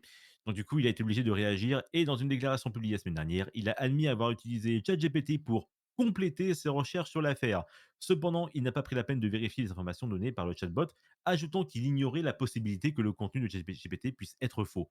Il faut se renseigner avant d'utiliser un produit, mon cher Steven. T'es avocat, oui ou merde? Est-ce que vous vous rendez compte du degré de débilité qu'a cet avocat? Imaginez, vous êtes une affaire parce que vous êtes embrouillé avec quelqu'un, je sais pas, une entreprise ou un voisin et là, avant de commencer de passer devant le juge, l'avocat vous dit: «Pas de problème, j'ai utilisé ChatGPT, c'est dans la poche». Moi je m'inquiète. Moi je suis pas serein là. Comme vous voulez, hein. Bon, il était un peu con, quoi. Ouais, il était vraiment très con, hein, parce que c'est ton boulot, en tant qu'avocat de faire des recherches aussi, mon cher Steven.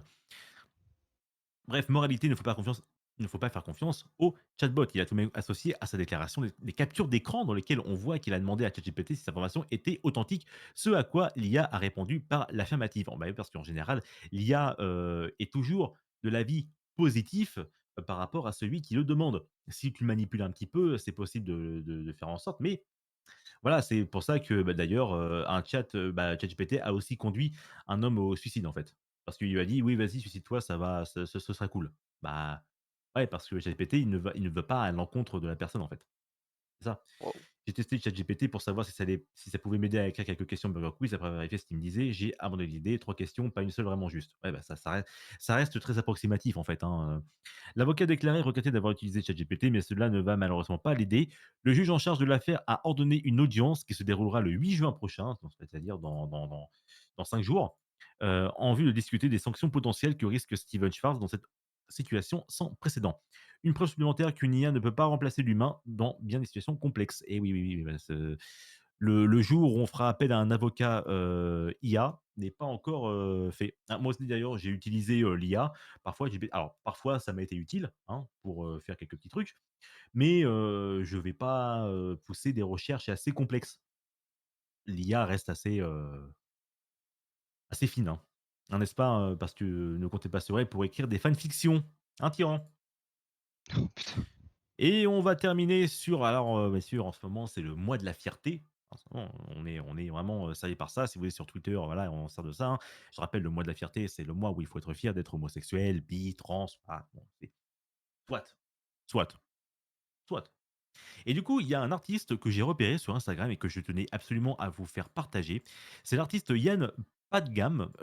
C'est un Californien qui habite à Paris et qui a fait quelque chose d'absolument magnifique, qu'il a partagé sur Instagram. Je te laisse voir, montrer le kiss, ce qu'il a réalisé. Ah, ça a pas mis la vidéo. C'est pas ça. Voilà. Voilà, c'est ça. Alors, tu peux mettre en muet, hein, voilà. Bon, mais bon, y a pas beaucoup de son, t'inquiète.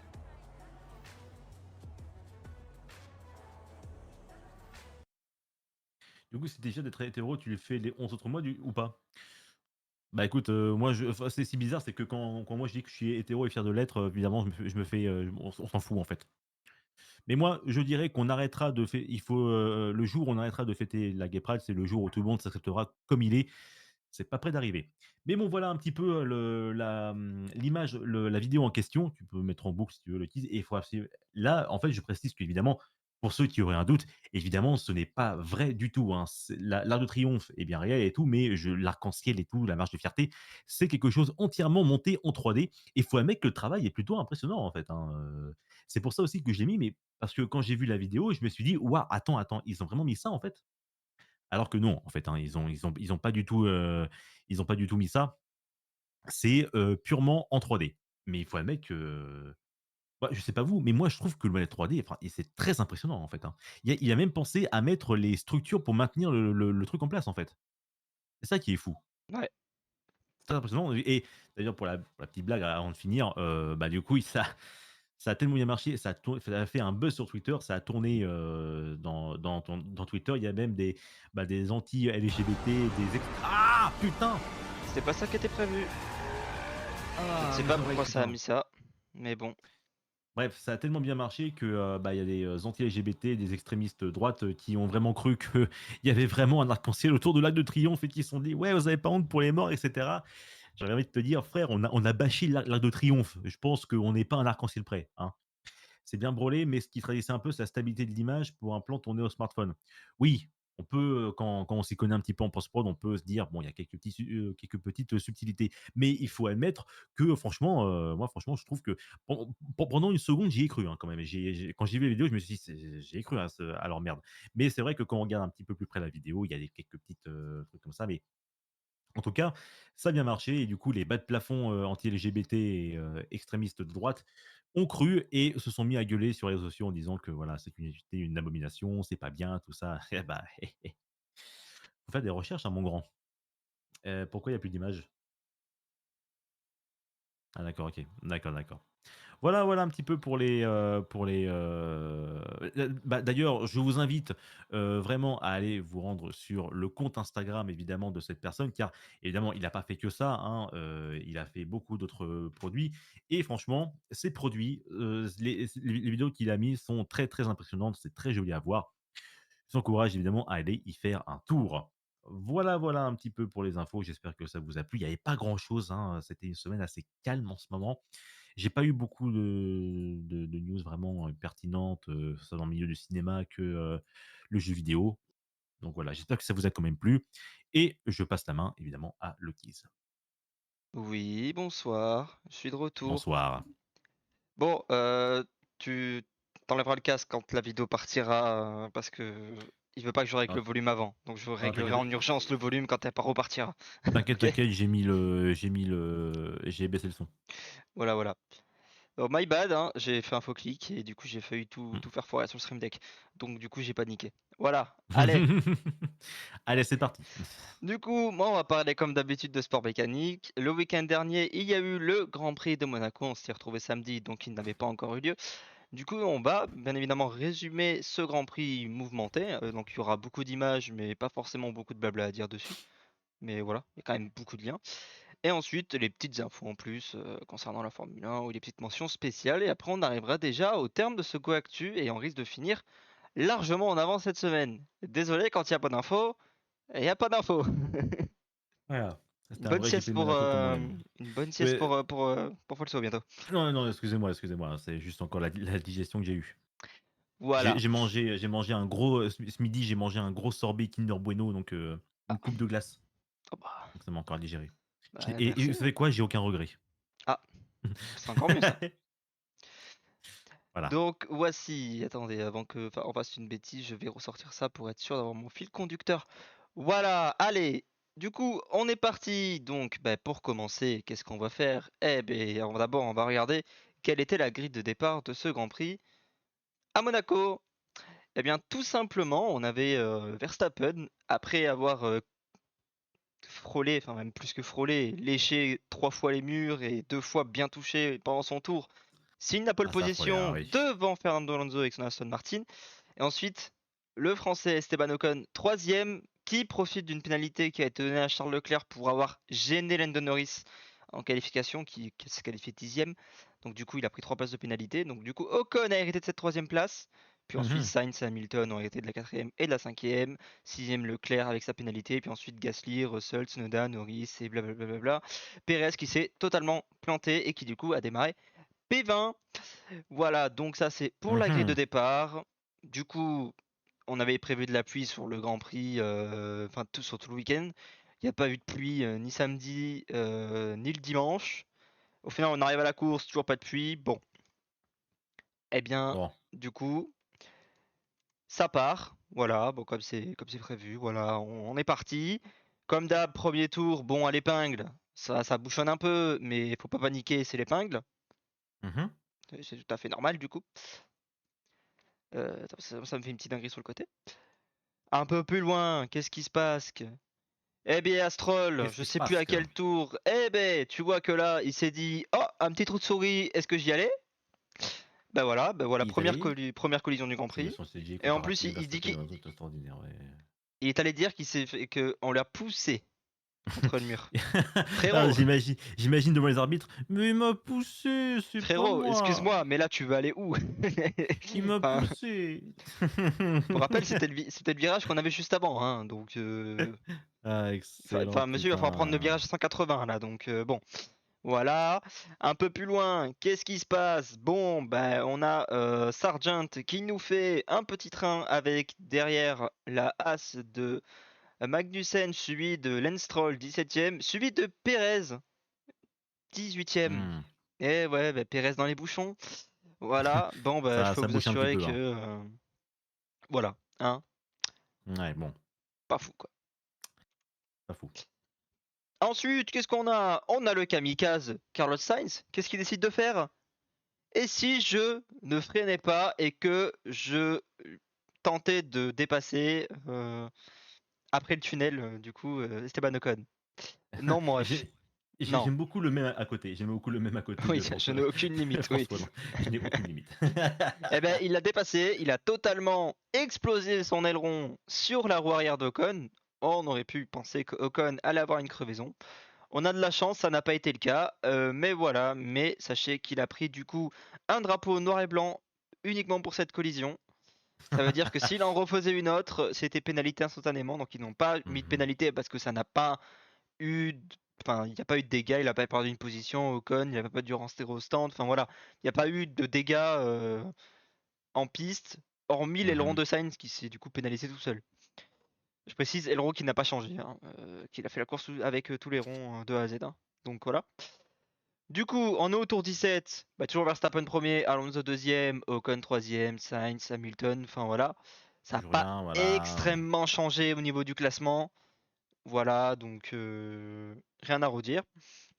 Un peu plus tard, qu'est-ce qui se passe? Magnussen qui veut dépasser Sargent, il y arrive. Hein. C'est assez osé d'ailleurs de dépasser à Monaco, on le rappelle. Hein, donc Mhm. belle perf, monsieur. Un peu plus loin, eh bien, on a Ferrari qui nous refait la même strat qu'en 2022. C'est que pour dépasser, on demande box-box à Carlos Sainz et il ne rentre pas. Ouais. En gros, on lui dit box to overtake. En gros, bah, rentre si l'Alpine ne rentre pas. Dans l'occurrence, là, si Ocon ne rentre pas, rentre. Au final, c'est pour essayer de faire rentrer l'Alpine et du coup de dépasser en piste. Bah, du coup, en fait, bah, ils sont pas dans le panneau. Ils l'ont fait une fois. Ils l'ont fait deux fois. Et je précise, ils l'ont fait une troisième fois. Mais il n'y a pas de tweet à ce moment-là. Ils l'ont fait trois fois avant qu'il se passe quelque chose dans ce Grand Prix. Hein. Voilà. Il se passe des trucs, hein. Bon. Ils ont tenté le bluff, ça n'a pas marché. Qu'est-ce qu'on a? Eh ben, pendant ce temps-là, Max Verstappen au 31e tour des 78. Hein. Attention. 31e tour des 78. Eh ben, il va prendre un tour à des retardataires et y compris un tour à son coéquipier qui a la même voiture que lui. Bah, du coup, ce n'est pas bien. Bah non, mais Perez est bloqué derrière toutes les voitures qui sont lentes, qui sont de la fin de plateau. Donc voilà, c'est comme également la Aston Martin qu'on voit ici, là, au premier plan. Donc là, on a Verstappen ici, on a Perez qui vient de... Enfin, Verstappen a dépassé Perez, du coup. Mais là, il y a Lance Stroll aussi qui est devant Perez et Lance Stroll. Pourtant, son coéquipier est deuxième aussi. Donc voilà, Donc, tu vois... du coup, Bah, c'est ça Monaco, s'arrête. hein, c'est Monaco. En fait, justement, Monaco, ça ne dépasse pas. Eux, ils ont les drapeaux, ils sont obligés de se décaler. Et Monaco, ça ne dépasse pas. Donc si t'es derrière... Bon, Bof. voilà. Allez, ensuite, qu'est-ce qu'on a? Eh bien, on a Hamilton qui, au 32e tour, sachant que pour ce qui était des pneus tendres, c'était prévu entre le 20e et le 28e tour, bah du coup, au 32e tour, Hamilton est le premier pilote à se débarrasser de ses pneus pour les changer. Quelques pilotes vont s'arrêter également. On a Ocon qui va s'arrêter, mais ça va être très long pour le français. Je crois que ça va mettre 5 secondes plus de 5 secondes l'arrêt. En moyenne, c'est Ouais. 2 secondes et demie. Un bon arrêt au stand en F1. Du Mhm. coup, on se dit à ce moment-là, c'est foutu. Hein, Sainz va le C'est passer parce grillé. qu'il était pas loin derrière. Eh Ouais. bien, sachez que non. Ah bah, il y est allé deux fois le truc. Comment ça, mon ref? Bon bah, sachez que du Bonjour, coup, il Fabien. y a il n'est pas passé l'article, mais Sainz du coup s'est arrêté au tour d'après et est quand même ressorti derrière Ocon. Donc Ocon garde sa position en grille face à Sainz. Voilà. Mais du coup, Bon, bah, bah j'ai deux écoute, fois Ocon, ça s'est pas mis. Ensuite, qu'est-ce qui se passe derrière? Eh ben cette fois-ci, c'est Perez qui tente un dépassement kamikaze sur Lance Stroll. ils s'en Et foutent. voilà, et là le petit bout d'aileron que tu vois, eh ben c'est le bout d'aileron de Perez. Voilà. Oh merde. C'est dangereux, ça. Perez qui est ici, le bout d'aileron qui est là, voilà. Bon, C'est mais... dangereux, on va dire, hein, Eh je vais ben pas du coup, mentir. Perez, qu'est-ce qu'il a? Eh ben il rentre au stand, voilà, changement d'aileron. Si vous voulez un petit rappel, là on n'y est pas encore, hein. Je crois que là il en est à son deuxième arrêt, ou troisième, non pardon, troisième arrêt. Dans le Grand Prix, il en fera 5 pendant ce Grand Prix. Voilà. Voilà, ça commence à faire beaucoup. Waouh. Et on rappelle que du Waouh. coup, jusqu'à Bottas, là, il y a plus un tour. Donc là, le fait qu'il s'arrête, c'est-à-dire que Verstappen continue. D'ailleurs, mention spéciale à Verstappen qui est encore en pneu médium au 36e tour. Ouais. Un pneu qui est estimé, selon Pirelli, pour au cas où qu'il y ait des crevaisons, qu'il ne soit pas en tort, 20 à 28 tours. En au 36e pour l'instant. Mais attends, c'est pas fini encore, c'est pas fini. Qu'est-ce qu'on a? Eh bien, un peu plus tard, eh ben, il y a Carlos Sainz qui n'est pas content parce que du coup Ferrari l'a fait arrêter après Ocon et il a pas dépassé, voilà, il est la pleureuse, voilà, hein. Et qu'est-ce qui se passe un peu plus loin? Eh ben on a Lance Stroll qui tente de faire un dépassement kamikaze sur, si je ne dis pas de bêtises, c'est Magnussen, puisque le Hülkenberg est bien dernier. Donc voilà, bon ben Bah voilà. Hein. il a niqué un petit peu son aileron mais ça va. Un peu plus tard, on dit à Verstappen que de la pluie est probablement présente entre le virage 6 et 8. Virage 6 et 8, c'est le virage de l'épingle, puis les deux virages avant le tunnel également. Eh bien, C'est chaud, là, confirmation, là on est au 50e tour, confirmation quelques secondes plus tard, voilà, 52e tour. Oh oui, il est en train de pleuvoir de plus en plus. Voilà, donc ça c'est dans la radio de Russell. C'est cool Monaco, je pensais qu'ils étaient tout le temps beau et chaud. Hein, les riches? Oui, mais du coup, bah, on se faisait un peu chier pendant ce Grand Prix. Mhm. Bah, j'ai résumé, mais là, du coup, eh bien, il pleut en piste, donc là, la piste est sèche à cet Il endroit-là. pleut de la pisse. Là, la piste, elle est sèche ici. Oui, là, je vois, oui, Mais d'accord. dans les 2 virages, enfin les 3 virages même, avant le tunnel, c'est totalement détrempé. Et on va le voir d'ailleurs sur l'image juste après. C'est que là, du coup, ici, ça commence à pleuvoir. On commence à avoir des traces de roues. On est au 53e tour, hein. Attention, D'accord. tu veux une image au 54e? Ça, c'est quand il va entamer le D'accord. 54e tour. Donc ça, c'est le tour juste après. Eh bien, le même Ok. endroit, un tour après. Ça veut dire 1 minute 30 après. C'est totalement trempé. Pff. Ah ouais, quand ça arrive la pluie là-bas, hein. Voilà, voilà, voilà. Donc du coup, la pluie est bel et bien arrivée. Et là, voilà, c'est encore un tour après. Bon, concrètement, les pneus sneak, enfin, les pneus sneak, c'est les pneus médium et tout ça. Donc du coup, pendant ce temps-là, on a Ocon qui a pris le pari de refaire un arrêt, l'un des premiers à avoir fait le pari de s'arrêter et d'être en intermédiaire pour reprendre la piste. Voilà, donc du coup, grâce à ça, Ocon, eh bien lui, il a récupéré sa petite place de troisième. Voilà. En plus de ça, Sainz s'est sorti avec les pneus slick. Du coup, Coucouche Panier, 8ème. Et sachez que Mhm. là, le classement ne va quasiment pas bouger jusqu'à la fin. Puisque Verstappen va rester totalement leader, hein. Et que, à part des petites fautes, comme Lance Stroll qui part faire du billard avec sa voiture, voilà, taper ce mur, sachez qu'il a tapé ce mur, qu'après il a tapé l'autre à gauche, puis qu'il a retapé plus loin dans le virage C'est en un face. flipper le truc. Voilà, il a joué au flipper avec sa bagnole et il a abandonné. Bref, ensuite, qu'est-ce qu'on a d'autre? Eh bien, on a pendant ce temps-là Ocon qui est encore troisième au 58e tour du 78e. Et puis là, on touche à la fin parce qu'il n'y a vraiment pas eu d'infos. Bon, bien sûr, une petite vanne ici, on a Magnussen qui est parti poser une petite tierge au virage de la chapelle. Voilà, Mhm. la chapelle Saint-Dévote, bon ça c'est très drôle, voilà, c'est la petite vanne. En fait, il est allé vraiment au bout de l'échappatoire, j'ai jamais vu une voiture aller aussi loin, mais lui il est allé. Et après, il a fait sa marche arrière jusqu'au bout, hein. Voilà. Bah, un mec qui a décidément beaucoup de persévérance. Non, mais il avait envie de redessiner le circuit, voilà, on le laisse faire, hein. Moi, j'aurais fait une énorme tub. Non, mais il a le droit, il va redessiner le circuit, écoute, y a pas de problème, Bien sûr, hein. fais mon ref, hein. Donc voilà. Ensuite, qu'est-ce qu'on a un peu plus loin? Eh ben, Esteban Ocon se dirige vers son troisième podium en carrière. On sachez qu'il a eu du coup déjà une troisième position en carrière, suivi d'une victoire également en Hongrie en 2021. Et là, nous sommes en 2023 avec la Alpine A521 et il se dirige vers son troisième podium.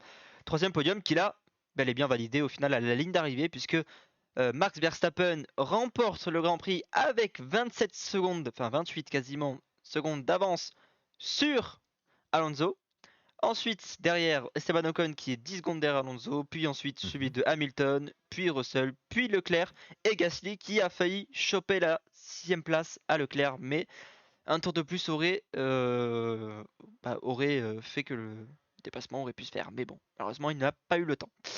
Bref, la petite réaction de Ocon après Il l'interview. rentre en train, telle la gare SNCF, voilà, c'est pas le temps de niaiser. Là, c'est la petite interview d'Ocon juste après le Grand Prix. Du coup, c'était un super beau week-end. On a amélioré la voiture tout le week-end. Même quand on a mis les intermédiaires, c'était parfait de la part de toute l'équipe. Donc, hormis son petit arrêt au stand où il y a eu un petit couac, bon, ils ont mis les inters au bon moment, ils ont eu la bonne stratégie.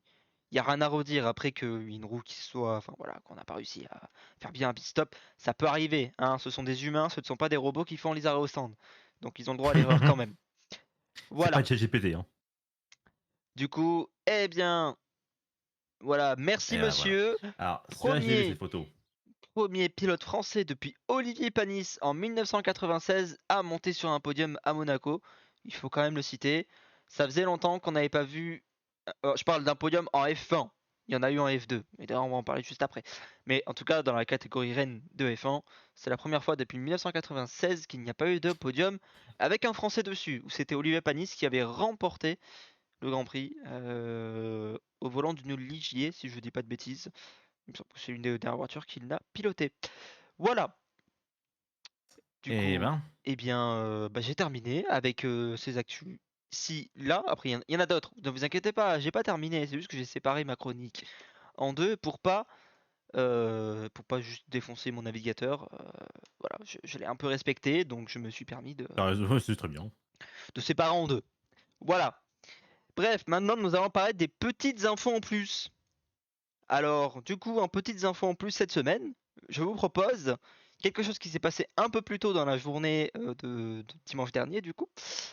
Eh bien, Mhm. c'est le podium français, le podium pour l'écurie Hard Grand Prix en F2, et le podium pour Théo Pourchère, qui du coup s'empare du podium de la deuxième place sur ce Grand Prix de Monaco. Mhm. Voilà, malheureusement, Victor Martins s'est pris des grosses pénalités, ce qui fait que il a dégringolé. Normalement, Martins s'était été qualifié P2, donc voilà, qui finit 8ème. Bon, ça fait quelques points, mais ça reflète pas son niveau. Il a juste eu des pénalités à cause de l'équipe pour une mauvaise position sur la grille et ainsi de suite, et enfin, plein de petits trucs comme ça. Du coup, Pourchère prend des points et il en prend d'ailleurs 18 points sur celle-là. Donc du coup sur le classement pilote à la suite du Monaco, enfin du Grand Prix de Monaco, il se classe deuxième du championnat pilote. Vesti est devant lui. Et d'ailleurs, si vous voulez savoir, il y a eu la course au sprint également aujourd'hui, où il a terminé deuxième derrière Vesti. Donc il a creusé l'écart avec le troisième, mais il est toujours deuxième du championnat puisque Frédéric Vesti de l'écurie Prema a une dizaine de points d'avance sur lui. Voilà, on en reparlera plus en détail la semaine prochaine, on fera un point classement. D'ailleurs, je ne vous ai pas fait de point classement sur la F1, mais sachez que Sergio Pérez du coup a marqué 0 points, est à 103 points, et que Mhm. Fernando Alonso est actuellement troisième avec 93 points. Ça veut dire qu'il reste que 10 points pour qu'il soit P2 au championnat pilote. On parlera pas de Max Verstappen qui est à peu près à 150 points, donc voilà, on n'en parle plus. Je pense que lui il a gagné. Voilà, irrattrapable. La fusée Verstappen, logique. Voilà. Bref, du coup, un podium Bon. pour le français. Voilà, petite mention spéciale également pour le pilote belge, Amaury Cordel, qui a décidé de prendre la piste avec 50 minutes et 24 secondes de retard. Oui, oui, en fait, je vous explique qu'il y a eu un drapeau rouge. C'est pour Mhm. ça qu'on nous avons terminé au nombre de temps et pas au nombre de tours. Puisque comme il y a eu un drapeau rouge, la course est interrompue puisqu'il y a une voiture qui a pris feu après un petit crash. Genre l'essence a pris feu et du coup la voiture, voilà.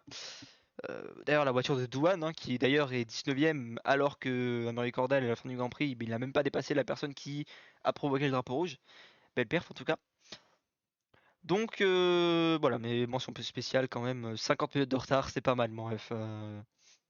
C'est pas mal du tout, hein. Bon, en réalité, à un moment, il y aurait eu limite 20 minutes de retard rattrapé en même pas une seconde, puisqu'en fait, ça a compté le drapeau rouge. Mais normalement, une voiture, quand elle est DNF, elle ne reprend pas la piste, en général. Mais là, si, ils l'ont fait repartir, bon, pour reprendre des Bon, infos. bah voilà, hein. Bon, voilà. Du coup, Martins P8, Adjar P12 qui ne marquera pas de points, et Novalak P17 qui ne marquera pas de points également. Bien évidemment Ok. aussi, une petite news, ça là on s'y attendait Allez, pas, hein. vas-y, vas-y. Donc à droite, vous voyez l'Alfa Romeo qui deviendra Sauber l'année prochaine. Et à côté, sur la gauche, vous voyez la Haas. Donc Alfa Romeo ne sera plus sponsor titre de, de Sauber l'année prochaine. Donc du coup, Sauber deviendra Sauber pour 2025, enfin 2024 et 2025. Mais apparemment, il y aurait une rumeur, et ce n'est pas encore confirmé à 100%, mais en tout cas, il y a une rumeur d'un accord qui pourrait atteindre une valeur potentielle de 20 millions de dollars, où du coup As pourrait avoir en sponsor titre Alfa Romeo. Donc est-ce que ça s'appellera As Alfa Romeo As? Je ne sais pas. Mais en tout cas, attendez-vous à peut-être avoir des As 100% rouges l'année prochaine aux couleurs d'Alfa Romeo. Voilà. Mhm. Affaire à suivre. Quand j'aurai des news, j'en parlerai. Pour l'instant, ce ne sont que des rumeurs. Et là, bien sûr, Ocon qui réagit après du coup sa performance à Monaco. Donc, c'est incroyable, je suis vraiment heureux pour l'écurie avec ce bel exploit de terminer troisième sur ce circuit fantastique et cette épreuve mythique de Monaco. Cela doit nous servir de motivation pour continuer de progresser en tant qu'équipe et de poursuivre le développement de la voiture tout au long de cette saison. Une autre course nous attend le week-end prochain, c'est-à-dire ce week-end à Barcelone, et notre but doit être d'obtenir un bon résultat à nouveau.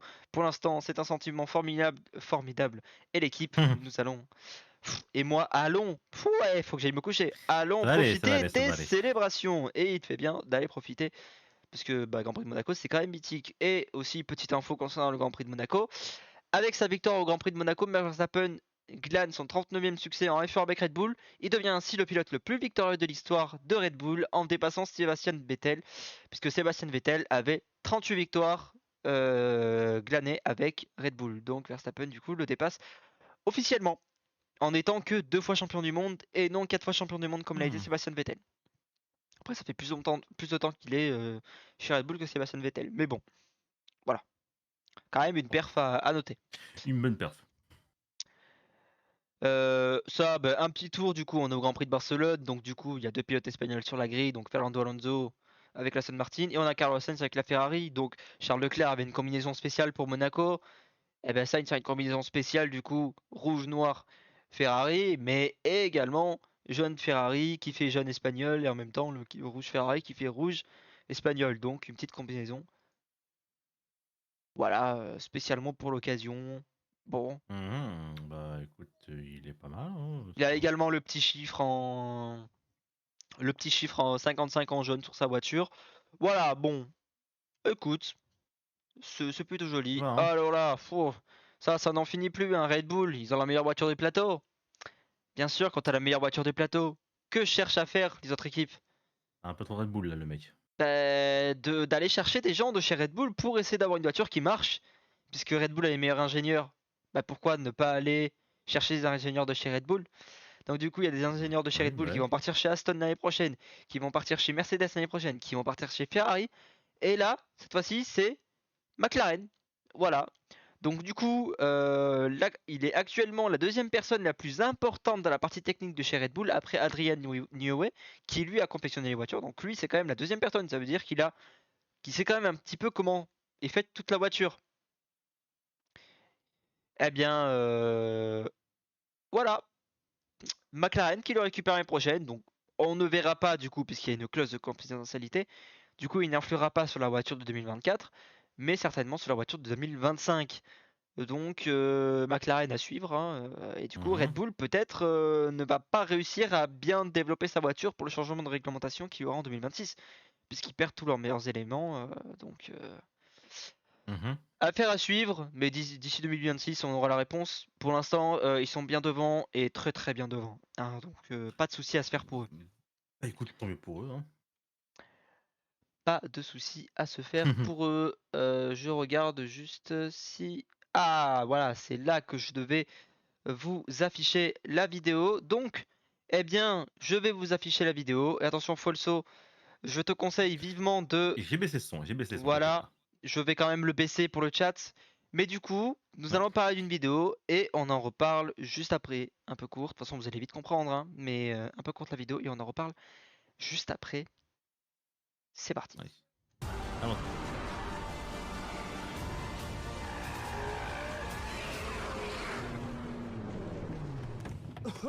Flo, ça va? T'es dur, Esteban, c'est dur. Flo, une dernière. Allez, c'est reparti là. Ça peut pas être la dernière. Oh, Folso est parti. Hop là, il n'y a plus de Folso. Alors, du coup, comme vous l'avez peut-être compris, eh bien, donc Big Flo et Oli vont sortir. Bon, là on est sur un petit peu avec la musique, mais j'aurais profité parce qu'il y avait Ocon justement dedans. Donc du Bien. coup, il y avait. D'ailleurs, j'ai mis la cam mosaïque, j'avais totalement oublié que c'était parti. J'ai mis ce clic. Du coup, Excusez-moi, on a vu un oui, siège vide. Mais ça fait un excusez-moi, clic. on m'a appelé, excusez-moi. Voilà, donc du coup, eh bien, avec le petit teaser que je vous ai mis, eh bien, Esteban Ocon sera présent dans le clip de Big Flo et Oli dernière. Et il y aura également, si on reste dans le monde du sport, Tony Parker. Donc du coup, bah, ils ont fait du coup de la voiture de course, du basket, peut-être d'autres sports. En tout cas, pour l'instant, on n'a que ces 2 sports de dévoiler. Donc, ben, on n'a pas de date pour ce clip, mais ce clip sortira et du coup, Ocon sera présent dans le clip de Big Flo et Oli qui s'intitule du coup Dernière. Voilà. D'accord, bah tu enverras peut-être le clip Bah, quand tu auras un clip, je vous sur, enverrai le clip. enfin quand la vidéo sortira quoi. Je veux dire. Oui, oui, bien sûr, on en reparlera. Voilà, on mettra un petit extrait. Bon, sans DMCA, bien sûr. Non, sans DMC évidemment. Mais voilà, pour l'instant, le clip, il n'y a pas de date de sortie. Mais en tout cas, en général, quand ils disent ça arrive, bon, c'est que ça arrive dans. Allez, je pense qu'il y a peut-être moyen que vendredi elle sorte. Il y a des chances, tu vois. Donc, je ne suis pas Ouais. inquiet. Allez, nouvelle info, et c'est une info, malheureusement, ça fait déjà plusieurs années que le Grand Prix d'Afrique du Sud à Calami est censé arriver au calendrier de la Formule 1. Et Le Grand Prix d'Afrique du malheureusement, Sud, d'accord, ouais. tout n'est pas encore prêt pour la saison 2024, donc ça va être encore reporté. Et on Comme parlerait d'un d'habitude. report encore une fois à la saison 2025. Ça commence à faire 2000 long, 2025? Ouais, ça, ça fait co- beaucoup là quand même, hein. ça commence à faire long. Ça fait beaucoup là, non? Allez hop, Voilà, on parce recommence. que il était prévu qu'ils rejoignent en 2022, ils ont décalé en 2024.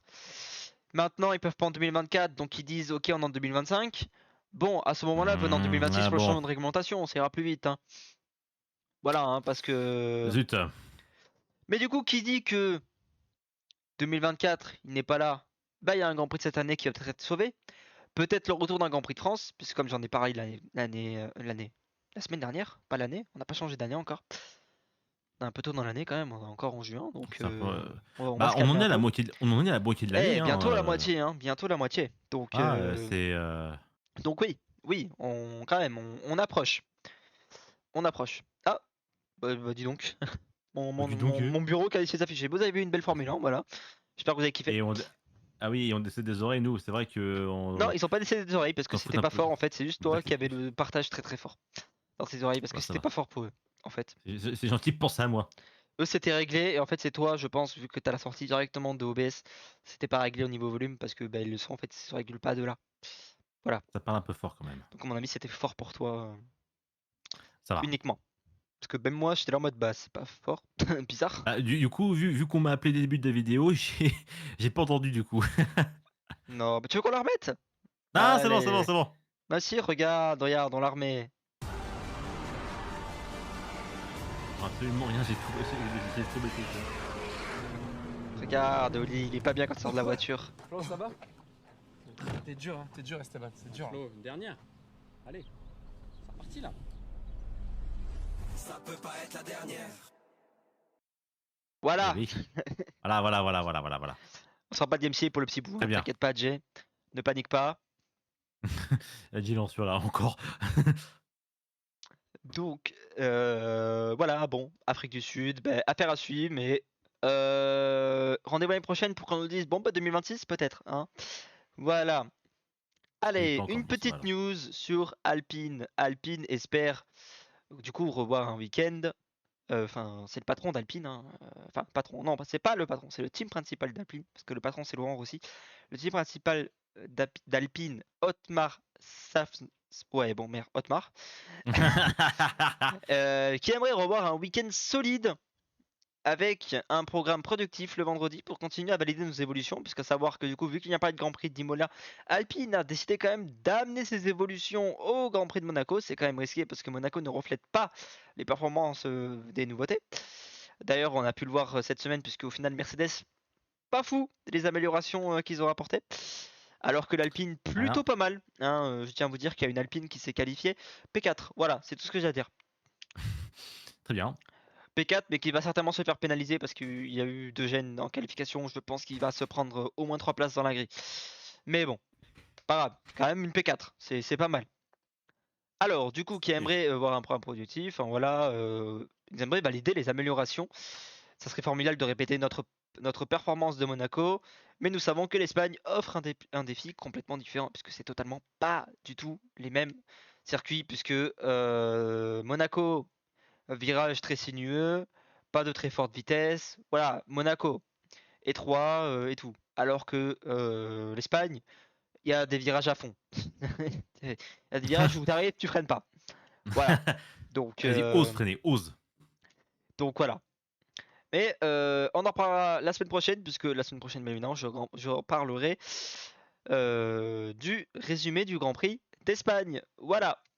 Ensuite, petite info cinéma et petite Oui. info Netflix, puisque Netflix a re-signé un accord. La série Drive to Survive a signé pour 2 saisons supplémentaires. Nous aurons donc la saison 7 en 2024 et la saison 8 en 2025. Et je pense que ça ira Mhm. au-delà, mais qu'ils prolongeront plus tard, puisque en 2026, il y aura un nouveau changement de réglementation. Bien évidemment que Netflix va être là en mode on veut changement de réglementation. Ils en ont fait tout tout un cinéma là quand il y a le changement de réglementation en 2022. Donc bon, voilà. Après, si vous êtes novice en Formule 1, ben, la série Drive to Survive, bon, vous pouvez la regarder, ça vous donnera peut-être des choses techniques, mais dit de façon très simple. Mais en tout cas, ça ne reflète pas l'aspect technique du sport. C'est très très grand public, on va dire. Cette série est très scénarisée également. C'est un choix à l'américaine, donc ça ne reflète pas la réalité. Ils mettent des rivalités qui n'ont pas lieu en réalité aussi. Voilà, donc c'est très scénarisé dans les accrochages, tout ça. Enfin voilà, hein, faut pas tout Mhm. croire à ce qui est dit dans cette série. Mais ça peut être une bonne base si tu veux apprendre ou en découvrir un peu plus sur la Formule 1. Donc voilà, c'est signé du coup, et bien ça sera sur Netflix jusqu'en 2025. Donc la saison 5 est disponible, la saison 6 va arriver du coup certainement en décembre ou en janvier de cette année ou de l'année prochaine. Donc voilà, Mhm. à suivre Drive to Survive du coup prolonge Je vois pour bien, bah, 2 années. Une tu feras petite, ça, tu nous communiqueras du coup. bien sûr, on en parlera quand justement à la saison 2 de Ghost Rim, il y aura un nouveau Gohaku, peut-être un nouveau format, peut-être un nouvel habillage et tout, mais bref, on dit pas plus. Mais voilà, on c'est loin, vous inquiétez pas. Du coup, et là c'est une info qui est tombée et qui en plus s'avère vraie.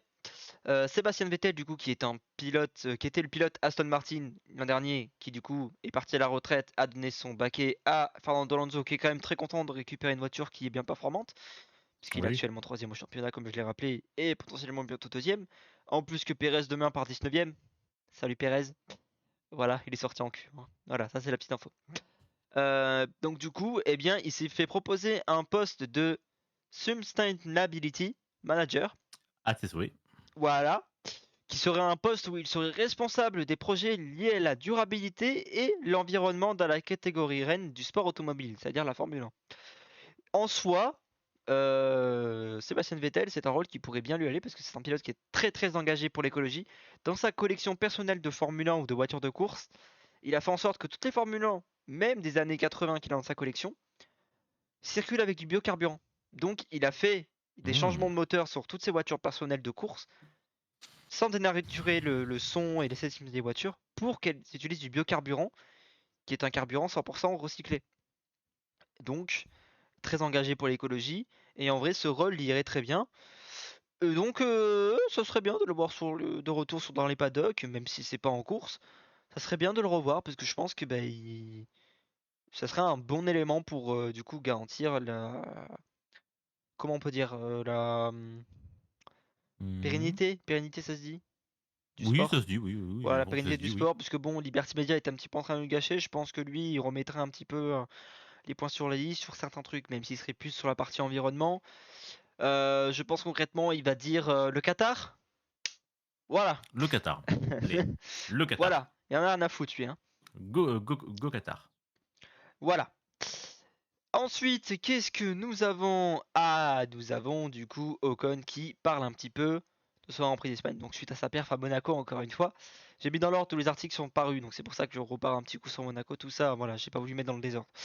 Du coup, Esteban Ocon, il est confiant et donnera tout pour le Grand Prix d'Espagne. C'est ce qu'il nous dit. Donc il va faire tout pour reproduire du coup la performance qu'il a faite à Monaco. Nous ne sommes pas là uniquement pour participer. Voilà, ce sont les mots d'Esteban Ocon. Pour précision, Mhm. Esteban Ocon d'ailleurs aujourd'hui s'est qualifié en Q3 et s'est qualifié P6 et je pense avec la pénalité qu'aura son coéquipier sur la grille, certainement 3 places, je pense qu'il va le lancer P5. S'il n'y a pas de pénalité, Esteban Ocon se lance P6 et Pierre Gasly se lance P4. Donc les Alpines très très bien placées puisqu'il n'y a qu'une Mercedes devant et derrière. Et devant, après, c'est les Red Bull. Il y a Norris qui a signé une P3 avec sa McLaren qui était au fond du trou la semaine dernière. On ne sait pas d'où il la sort, mais il est là. Donc, Mhm. bien joué à lui. Et ensuite, bien évidemment, Bon, P2, Carlos Sainz. Et P1, Verstappen, mon l'OVNI. N'en parlons pas. Voilà, c'est tout à fait normal c'est pas grave, c'est pas grave. qu'il soit là. Hein, on n'est pas étonné. Voilà. Et d'ailleurs, du coup, ce week-end, vu que Ferrari n'a pas osé apporter trop d'améliorations le week-end dernier à Monaco, ont apporté des améliorations ce week-end. Du coup, peut-être ce qui signe la bonne performance de Carlos Sainz. Mais du coup, bon, ils ont des améliorations. Le package a quand même l'air de fonctionner, hein, d'ailleurs, pour avoir vu les essais, tout ça. Mhm. Et la qualification quand même de Sainz, même s'il est loin derrière la Red Bull de Max Verstappen, bah, il s'est battu aux avant-postes tout le long de la qualification, malgré qu'il n'a jamais pu dépasser Verstappen.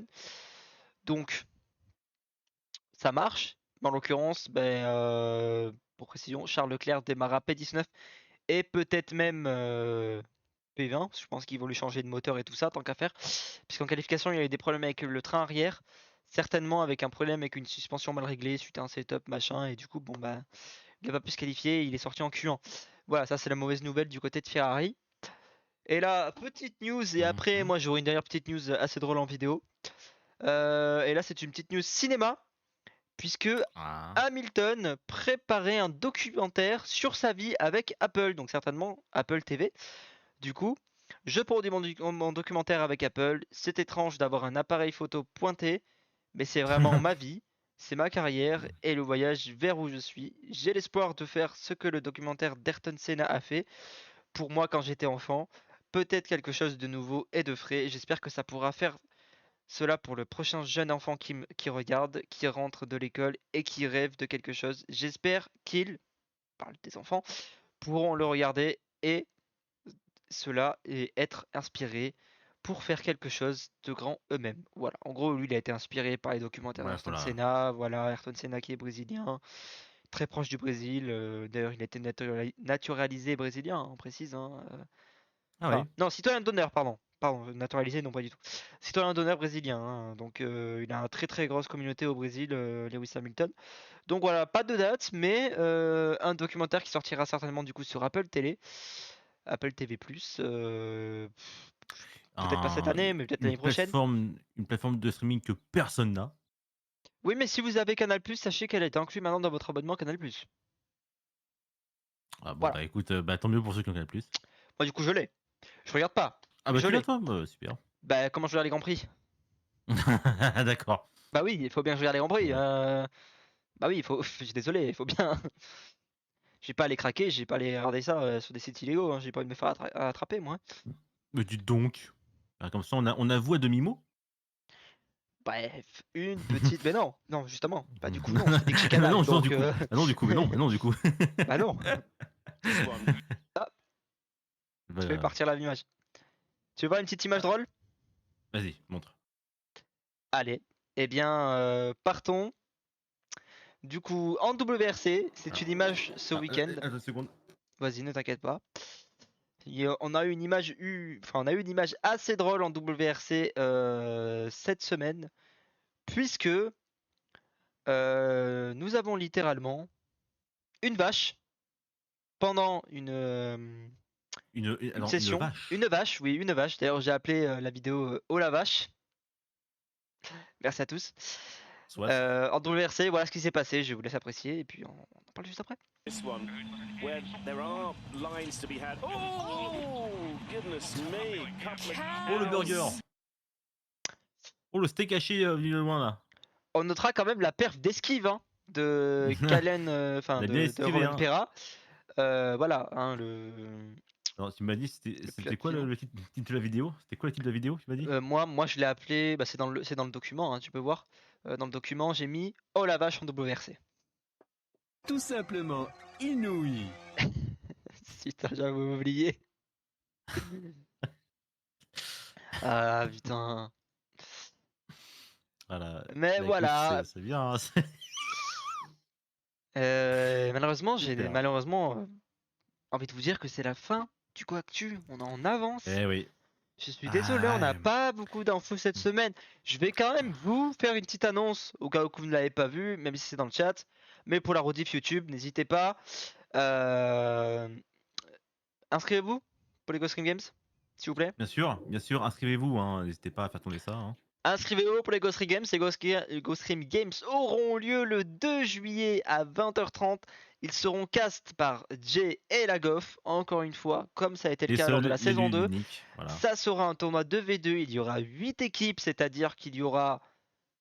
Pas le 2, Vas-y, pardon, tu le peux le faire. 6 juillet, le 6 juillet en Il y a un petit bug, 2v2. là. J'ai peut-être inversé quand j'ai lu 2v2, j'ai dû dire 2 juillet. Désolé. Mais bien le jeudi 8 juillet, voilà. Et puis d'ailleurs, ça n'a pas été annoncé, mais écoute, est-ce qu'on fait des petits teasings? On peut Est-ce annoncer au qu'on chat? devrait? Si, Ouais, si, vas-y, vas-y, c'est vas-y, vas-y, important. vas-y. Du coup, vous aurez vos programmes de GoStream comme ils sont actuellement diffusés du lundi au samedi jusqu'au euh, samedi 8 juillet. Après, je le précise, à partir du lundi 10, si je ne dis pas de bêtises, il me semble que c'est le lundi 10. On ferme la chaîne. Non, la chaîne ne ferme pas, mais on partira sur une programmation estivale beaucoup plus courte. Ça veut dire que toutes vos émissions, hormis peut-être Team Streamer qui restera pour l'été, mais sous un format différent ou sous un autre nom, mais on sera plus sur de l'estival gaming multi. Il n'y aura plus de Go Actu pendant l'été et tout ça. Voilà, Go Actu va disparaître au temps de l'été et reviendra à la rentrée. Donc, Mhm. j'en profite pour vous dire que vous retrouverez une émission spéciale animée par Jay. On peut annoncer la date officielle, même je peux te l'annoncer toi aussi. Ouais. Du coup, un jour avant ces fameux Ghost Ring Games qui signeront la dernière semaine et l'un des derniers événements de la TV, eh bien, retrouvez l'apéro party qu'on devait faire. Et l'apéro party sera également une émission qu'on fera certainement quasiment tous les ans maintenant, puisque ça sera un petit peu notre rétrospective de l'année. Donc on va tous se poser ensemble et on va faire une émission de France Rigolade où on va revenir sur peut-être les meilleurs clips, sur plein de choses. Le concept est encore à développer, mais ne manquez pas bien évidemment. Le mercredi 5 juillet à 21h, l'apéro party qui sera animé. Voilà. Oui, t'as plus le Bah, choix. c'est une T'as bonne plus le choix, nouvelle, je te ça. fous dans la merde, Jay. Bah, comme De toute ça, au façon, moins, je peux pas les dire votes que ont tu sais parlé, pas c'est maintenant. ce jour, hein, donc voilà. Et puis après, nous serons en saison estivale sur toute la suite, hein, juillet-août, donc du 10 jusqu'à fin août. Nous marquerons une petite semaine de pause, le temps de réinstaller un petit peu la rentrée, et nous reviendrons très certainement, c'est autant encore officialisé, mais on vous le dira en temps et en heure. On vous le dira, de toute façon, le 5, on vous dira quand est-ce qu'on revient officiellement, mais logiquement, on reviendra le 10 septembre lors d'une soirée spéciale. Voilà. Très Mais bien. on fera une Ah, petite ça, semaine de vraiment. pause histoire de restructurer toute la TV puisqu'on reviendra avec une nouvelle DA. Donc quand même il faut que les streamers l'installent et tout ça. Enfin voilà, hein, on va leur faire une petite semaine de pause quand même pour ceux qui sont encore présents quand on fait l'été, les pauvres. Et bien évidemment vous verrez des nouvelles têtes d'ici là, puisque toutes les nouvelles recrues de l'été Bien arriveront en sûr. septembre. Voilà. Voilà. Voilà, bah écoutez, est-ce qu'il y a encore un truc à dire? Non, il n'y a pas grand-chose à dire. En revanche, ce que je proposais au chat, c'est potentiellement de vous mettre un... Bah, tant pis, hein. Ça, je vais être chiant, mais on va Mhm. remettre un best-of Eurotruck, hein. Bah écoute, parce qu'on joue beaucoup à Euro Truck sur cette chaîne, en plus de Valorant. Voilà, Voilà. hein. Donc je vais vous mettre un best-of Eurotruck, histoire que le best-of clip soit vraiment à 20h30. Et puis voilà, donc du coup, ben, restez là, restez en l'heure si vous voulez. Si vous voulez suivre le best-of clip, restez en l'heure qu'il est à 20h30, il démarre à 20h30 tout pile. Donc dans quelques minutes, Best of Eurotruck, le tout dernier. Et ensuite, 20h30. Et Jay, attention, ça regarde la fin de la VOD, regarde les 15 dernières minutes, puisque le Best of Clip va durer une dizaine de minutes. Donc voilà, donc de 20h30 à 20h40, 41, Best of Clip, fin de diffusion, bon week-end, on se retrouve lundi. Et lundi, normalement, on se retrouve à 15h30. Voilà, qui sera une semaine un peu Parfait. spéciale. D'ailleurs, on peut le dire aussi, l'annonce sera faite officiellement lundi, mais nous, une partie de l'équipe participe à un event caritatif la semaine prochaine. Donc nous diffusons uniquement lundi, mardi, mercredi pour ce qui est des programmes classiques. Ça veut dire que la semaine prochaine, il n'y a pas de Go Actu. Donc en fait, on en parlera dans 2 semaines. Non, À moins pas que de tu Go veux qu'on Actu. cale un Go Actu, mais il sera calé ailleurs. Je sais pas si on va pouvoir faire Go Actu. On verra au planning. On verra au Bon, eh planning. bien, vous checkez les plannings, vous checkez lundi, on vous fait les Voilà. plannings, voilà, on doit rediscuter encore, mais du coup, on ne diffuse pas jeudi et on diffusera du coup exceptionnellement vendredi, samedi et dimanche, puisque du coup on couvrira également le Xbox Game Showcase un dimanche, hein, d'ailleurs, en compagnie de Oui, c'est Prism. vrai, c'est vrai. Bah, Donc voilà, en plein pendant cœur le de live l'event, qui arrive. on le fera. Voilà, on le fera, on le fera. Donc voilà, et le lundi, nous ne diffuserons quasiment pas, hormis Jay qui vous accueillera avec sa soirée de qui sera le plus mauvais à Rocket League. Et il y a des chances d'ailleurs que je participe, Jay, voilà, puisque sache que j'ai négocié Ah, et qu'on m'a dit tu fais ce que tu veux, mon ref. Voilà, et vu que je parfait. suis une bonne brelle, je me dis que je me porte bien au concept. À confirmer, Concept. mais voilà. Et je sais que Folso, tu voulais être là, mais tu n'es pas là cette semaine. Bah non, je pourrais pas. Je pourrais pas. C'est scandaleux, c'est Bah, dommage. alors pour une fois que je suis pas là, moi je pars en vacances, hein, c'est bon, je pose mes RTT, ça y est. Et après ces durs mois de labeur, il faut bien prendre. Bref, C'est à prendre. c'est la fin du Goactu. Oui, voilà, bah écoutez, Allez. merci beaucoup, hein. Eh ben, Merci en tout merci cas. à tous et rendez-vous lundi pour la suite de Ghost Stream. Rendez-vous soit samedi prochain, soit samedi dans 2 semaines pour un nouveau Goactu. Et passez une bonne soirée. Bah passez une bonne soirée aussi. Merci encore à Lokis, merci au chat, merci à tous. Donc on se donne rendez-vous du coup la semaine prochaine. Bah ou alors lundi, pour ceux qui veulent. Au revoir et Bisous, best of flip à au 20h30. On n'oublie pas, on reste en lurk, c'est important. Ciao! revoir.